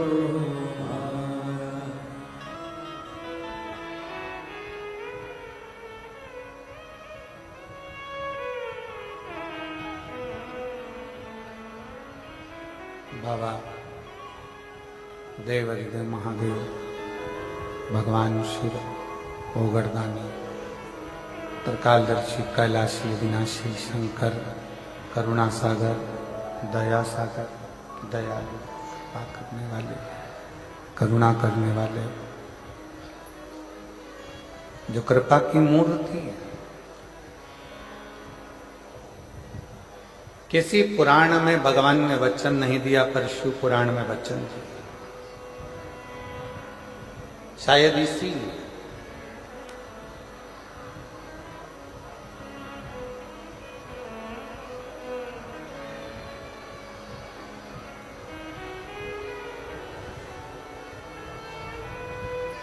जिस समय पर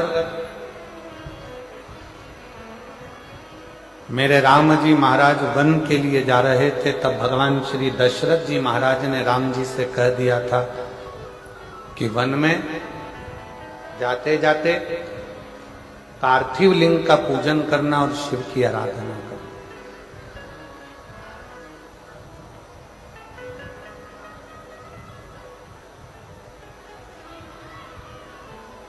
शिवलिंग की आराधना, शिव का पूजन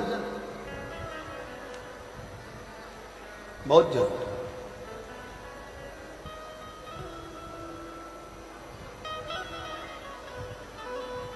सारे देवताओं का पूजन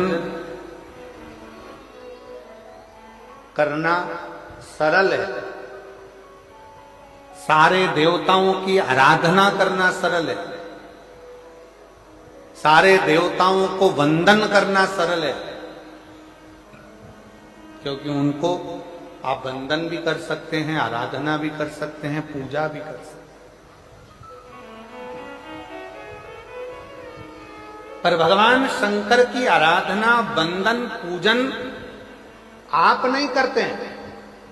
भगवान शंकर आपके हृदय में जब बैठते हैं, स्वयं शंकर शंकर की पूजन कराते हैं तब हो पाता है, वरना संसार के मनुष्य की बस की बात नहीं कि शिव की आराधना कर ले, शंकर की पूजन कर ले, शंकर का स्मरण कर ले, शंकर की आराधना कर ले, शंकर का गुणगान कर ले।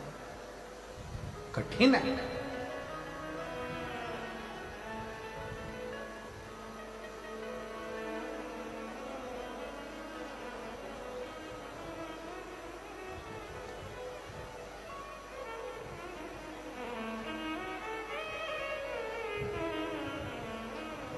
कितना सुंदर कहा है,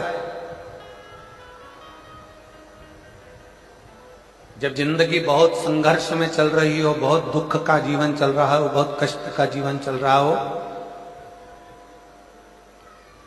बहुत कष्टमय जीवन चल रहा हो, तब शमी के 5 पत्ते, शमी के 5 पत्ते एक दुर्वा के साथ एक अक्षत चावल का एक दाना, वो भी हल्दी में भिंगोया हुआ हो या केसर में भिंगोया हुआ हो,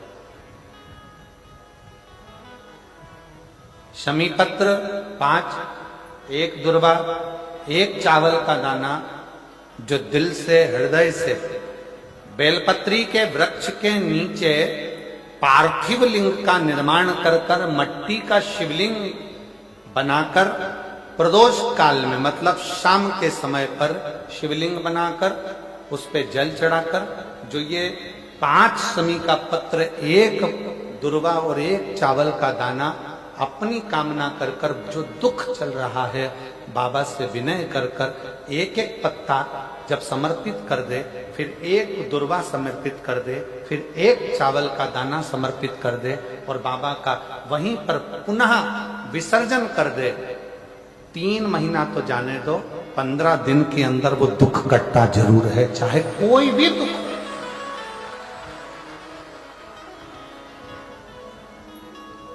कोई भी दुख क्यों, किसी भी तरह का दुख क्यों। और ये शंकर की आराधना, शंकर की पूजन, एक बहन बैठी है यहां पर,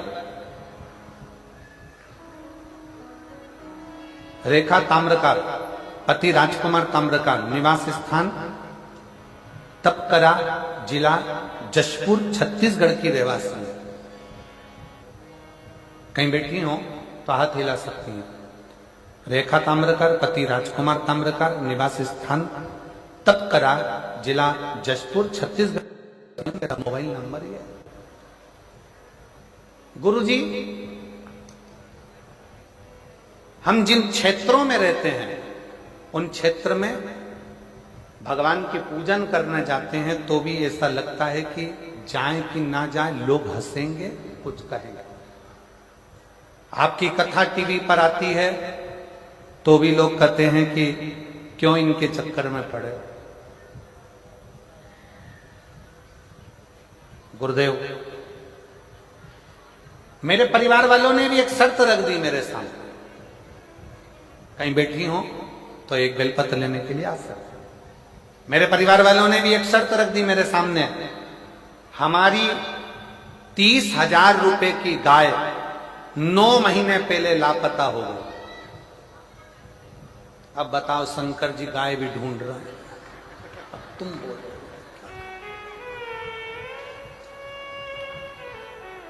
अब और क्या क्या करवाओगे ये बता दो तुम तो।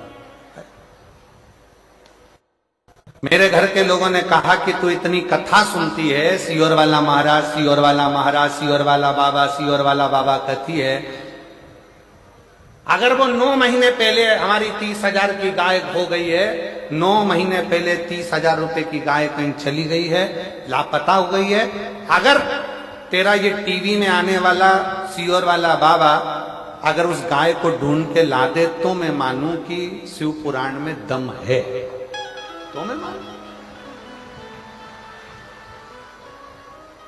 अच्छा गुरुजी, परिवार वाले बोले तो बोले, पर हमारे आसपास के क्षेत्र में जो लोग रहते हैं ना, वो भी ऐसी ताना कसे कि तुम्हारे शंकर जी में अगर बोले तो वो 30,000 की जो गाय 9 महीने पहले गई वो ढूंढ के बताए। अब मैंने भी सोच लिया होन दो कथा, और जैसे ही टीवी पर कथा आई, गुरुदेव 9 महीने पहले लापता हो गई थी गाय, तब मेरी दीदी ने कहा कि तू चिंता मत कर, शर्त लगा रहे हैं, लगान दे, बैठ टीवी के सामने, आसन लगा के टीवी के सामने बैठ गई, एक बेलपत्री हाथ में लेकर कथा सुनकर शंकर जी को चढ़ाया थी और बाबा से कहती, बाबा गाय मेरी नहीं है, तुम पे दूध चढ़ाऊंगी, तुम ढूंढ के लेके आओ, तुम लाओ, गाय का दूध मैं तुम पे चढ़ाऊंगी, तुम ढूंढ कर लेकर आओ। गुरुजी, मैं बाबा को धन्यवाद करने के लिए आई हूं, जल चढ़ाने का, कथा सुनने का क्या फल होता है, कोई मुझसे पूछे। जो मेरी गाय 9 महीने पहले चली गई थी, वो 6 जून 2024 को वापिस मिल गई, बाबा की कृपा से।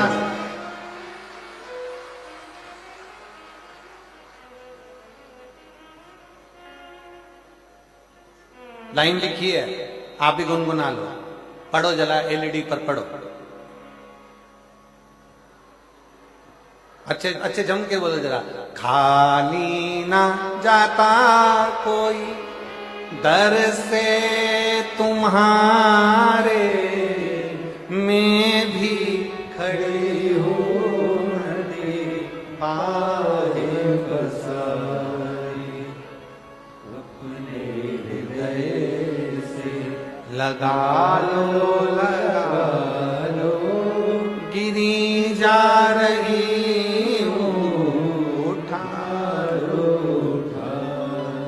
गुरुदेव। पूरे मोहल्ले के लोग आश्चर्य में पड़ गए, क्या शंकर भगवान सही में गाय ढूंढ के ला सकते? शिव शिव, ब्रह्मा ब्रह्मलोक में, भगवान विष्णु बैकुंठ लोक में, पर मेरा देव अधिदेव महादेव इस मृत्यु लोक में है। तुम कहते हो वो सुनता है, झोली भर इसी मृत्यु लोक। और एक पत्र और देखिए, बड़ा सुंदर भाव।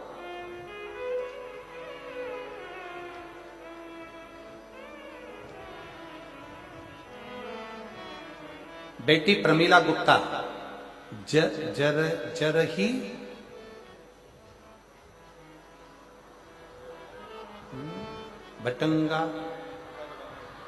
भटगांव, आओ ठीक है।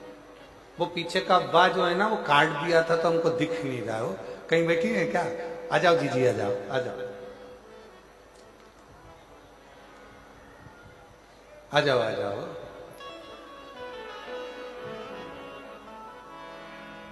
ये मेरी जीजियां लिखकर भेजती हैं कई बार कि जीजी वो कौन बनेगा करोड़पति में जाना सरल है, पर यहाँ व्यासपीठ पर आना कठिन है। इतने पत्र लिखते हैं, तब जाकर ना जाने कौन सी कथा में पत्र आ जाए, तब मुखा लगता है। आ जाओ दीदी आ जाओ। प्रमीला गुप्ता जरही भटगांव, जिला सूरजपुर, छत्तीसगढ़ की निवासी हूं। एक लोटे जल का मैं क्या वर्णन करूं गुरुदेव। 2020 से आपकी कथा सुन रही हूं। मंदिर जाते, साफ सफाई करते और एक लोटा जल चढ़ाते, आपके बताए हुए बातों को विश्वास करके आप जो भी उपाय बताते हैं ना, उसको मैं करती थी। मेरी बेटी सुमन गुप्ता बीएससी नर्सिंग करती थी, पर बहुत सारी कोशिश कर ली, उसका नौकरी नहीं लग रहा था। परीक्षा देने के बाद, उसका रिजल्ट आने के बाद हताश हो जाती थी। फिर मैं अपनी बेटी को बोली, चिंता मत कर, भोलेनाथ के ऊपर विश्वास कर। जो भी बोलती थी पूर्ण विश्वास के ऊपर, विश्वास के साथ करती थी। मेरी बेटी को इतनी कृपा बाबा ने कर दी, अब की बार मेरी बेटी ने बाबा का पीछा पकड़ लिया। एक बात मिलती अग्नि पुराण में, जिद करो, जिद करो, पर किससे करो? पति से जिद करोगे तो चिड़चिड़ करेगा, पत्नी से जिद करोगे तो चिड़चिड़ करेगा, सास से ज्यादा जिद करोगे तो सास भी आखिरी में कह देगी जा तेरे पति से मांग। ससुर से कहोगे, परिवार से कहोगे, रिश्तेदारों के आगे जिद करोगे, कोई स्वीकार नहीं करेगा। अग्नि पुराण कहती है जिद करना है तो उसके लिए 2 जगह बताई कि जिद कहां करना चाहिए। पहले नंबर पर जिद अपने आप से करो कि मुझे ये काम कर कर मानना ही है, और दूसरी जिद करना है तो अग्नि पुराण कहती है शंकर भगवान से करो कि तुझे नौकरी देना ही पड़ेगी। वो जिद स्वीकार कर।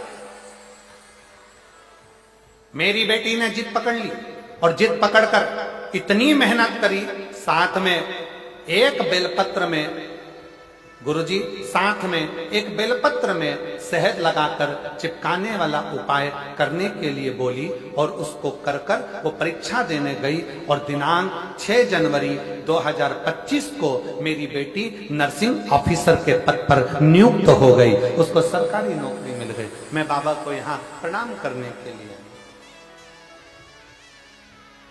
जिद करने के लिए 2 जगह, कहां कहां करना है जम के बोलो जरा। एक अपने आप से, कोई तुमसे कह दे कि तू कलेक्टर नहीं बन सकता, कोई तुमसे कह दे कि तू आईएएस ऑफिसर नहीं बन सकता, कोई तुमसे कह दे कि तू ये नहीं बन सकता, अगर हमारे भीतर लगन है, हमारी कार्यशैली प्रबल है और हमने अगर 4 चौगनी मेहनत करी है, अच्छी पढ़ाई करी है, खूब विद्या अध्ययन करा है, रात दिन एक करा है, तो जो कलेक्टर हैं ये कलेक्टर भी आपके बीच के हैं। आप मेहनत करोगे तो एक दिन आईएएस अफसर बनकर विराजमान जरूर हो सकते। अपनी लगन, अपनी मेहनत, अपनी कार्यशीलता, अपना परिश्रम, अपनी पढ़ाई, उस पर अपने को जिद करना पड़ेगी कि मैं ये कर मानूंगी, मुझे डॉक्टर बनना है, डॉक्टर बनकर मानूंगी।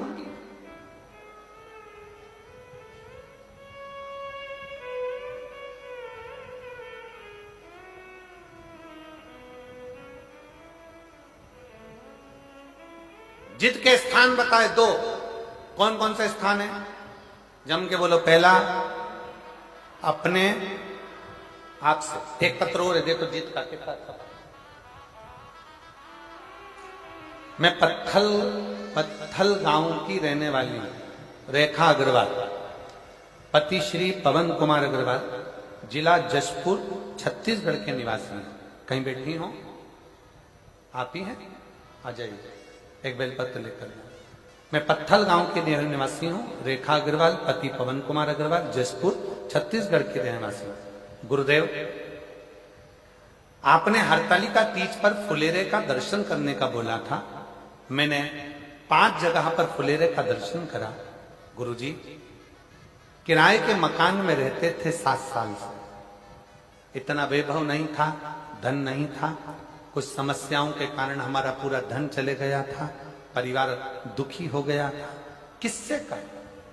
तब आपकी कथा सुनना प्रारंभ करा, शिवजी के मंदिर जाना प्रारंभ करा और शंकर जी को रोज बोलती, जिद पकड़ ली मैंने भी शंकर के आगे, बाबा तुझे मेरा घर वापिस लौटाना पड़ेगा।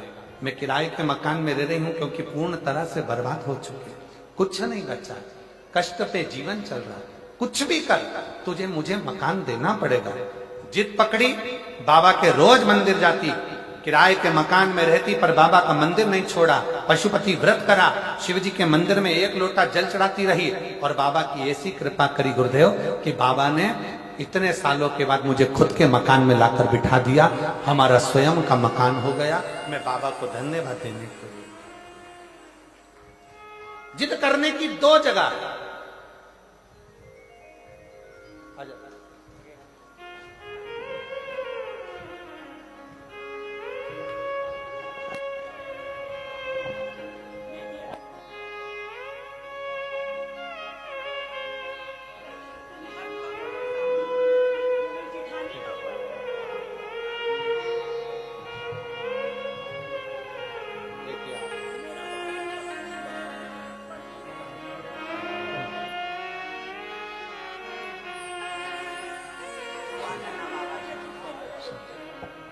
शिव कृपा करे।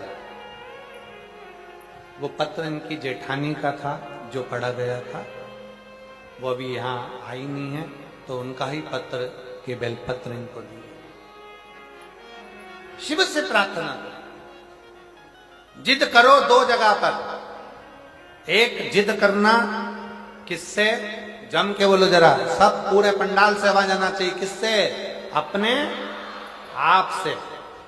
तुम में वो बल है, तुम में वो,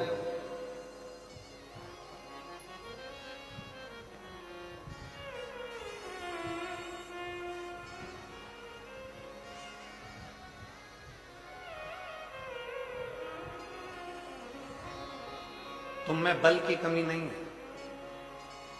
तुम में विद्वत्ता की कमी नहीं है, तुम में वो बल है। तुम दुनिया के ऐसा कोई सिंहासन नहीं है जिस पर तुम नहीं बैठ सकते। बस अपनी लगन, अपनी मेहनत, अपना परिश्रम और अपना विद्या अध्ययन बहुत जरूरी है, जिसके बल पर आप ऊंचे से ऊंचे अधिकारी बन सकते हो, ऊंचे से ऊंचे पद पर बैठ सकते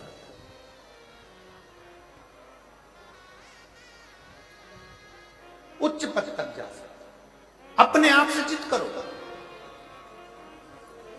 अग्नि पुराण में 2 जगह जिद का वर्णन किया गया, एक अपने आप से और दूसरा अपने देव अधिदेव महादेव से।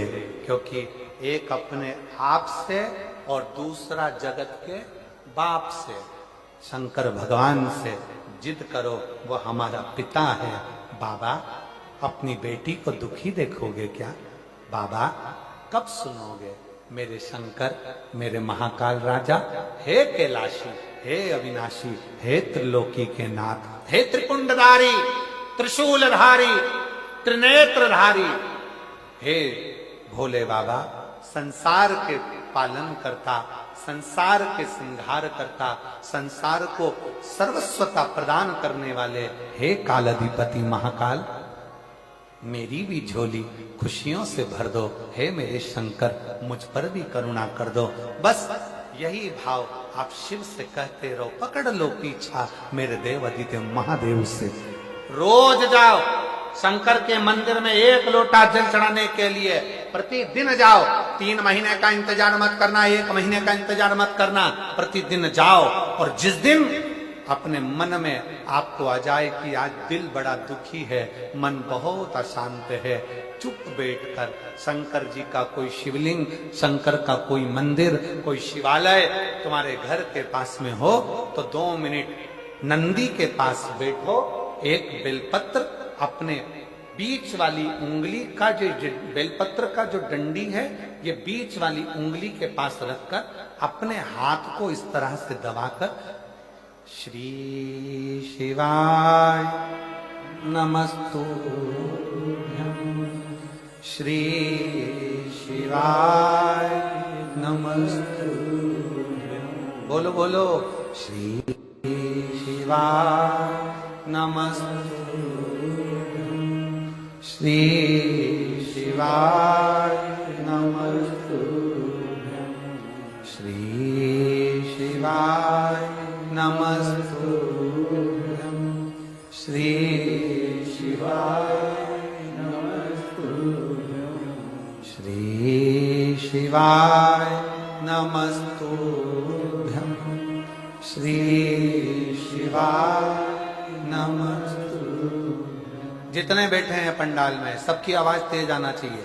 श्री शिवाय नमस्तुभ्यं, श्री शिवाय नमस्तुभ्यं, श्री शिवाय नमस्तुभ्यं, श्री शिवाय नमस्तुभ्यं।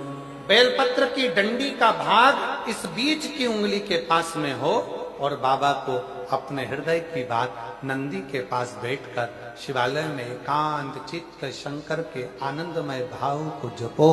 और जप कर कामना कर कर फिर उसी बेलपत्र को, इस उंगली को छोड़कर ये मध्य उंगलियों का स्मरण कर कर शंकर के शिवलिंग पर समर्पित कर दो। बाबा, जो मन में अशांति है, दुख है, तकलीफ है, कष्ट है, मेरा महाकाल राजा उस दुख को हर लेगा और आपके हृदय में भक्ति का संचार कर देगा। भक्ति का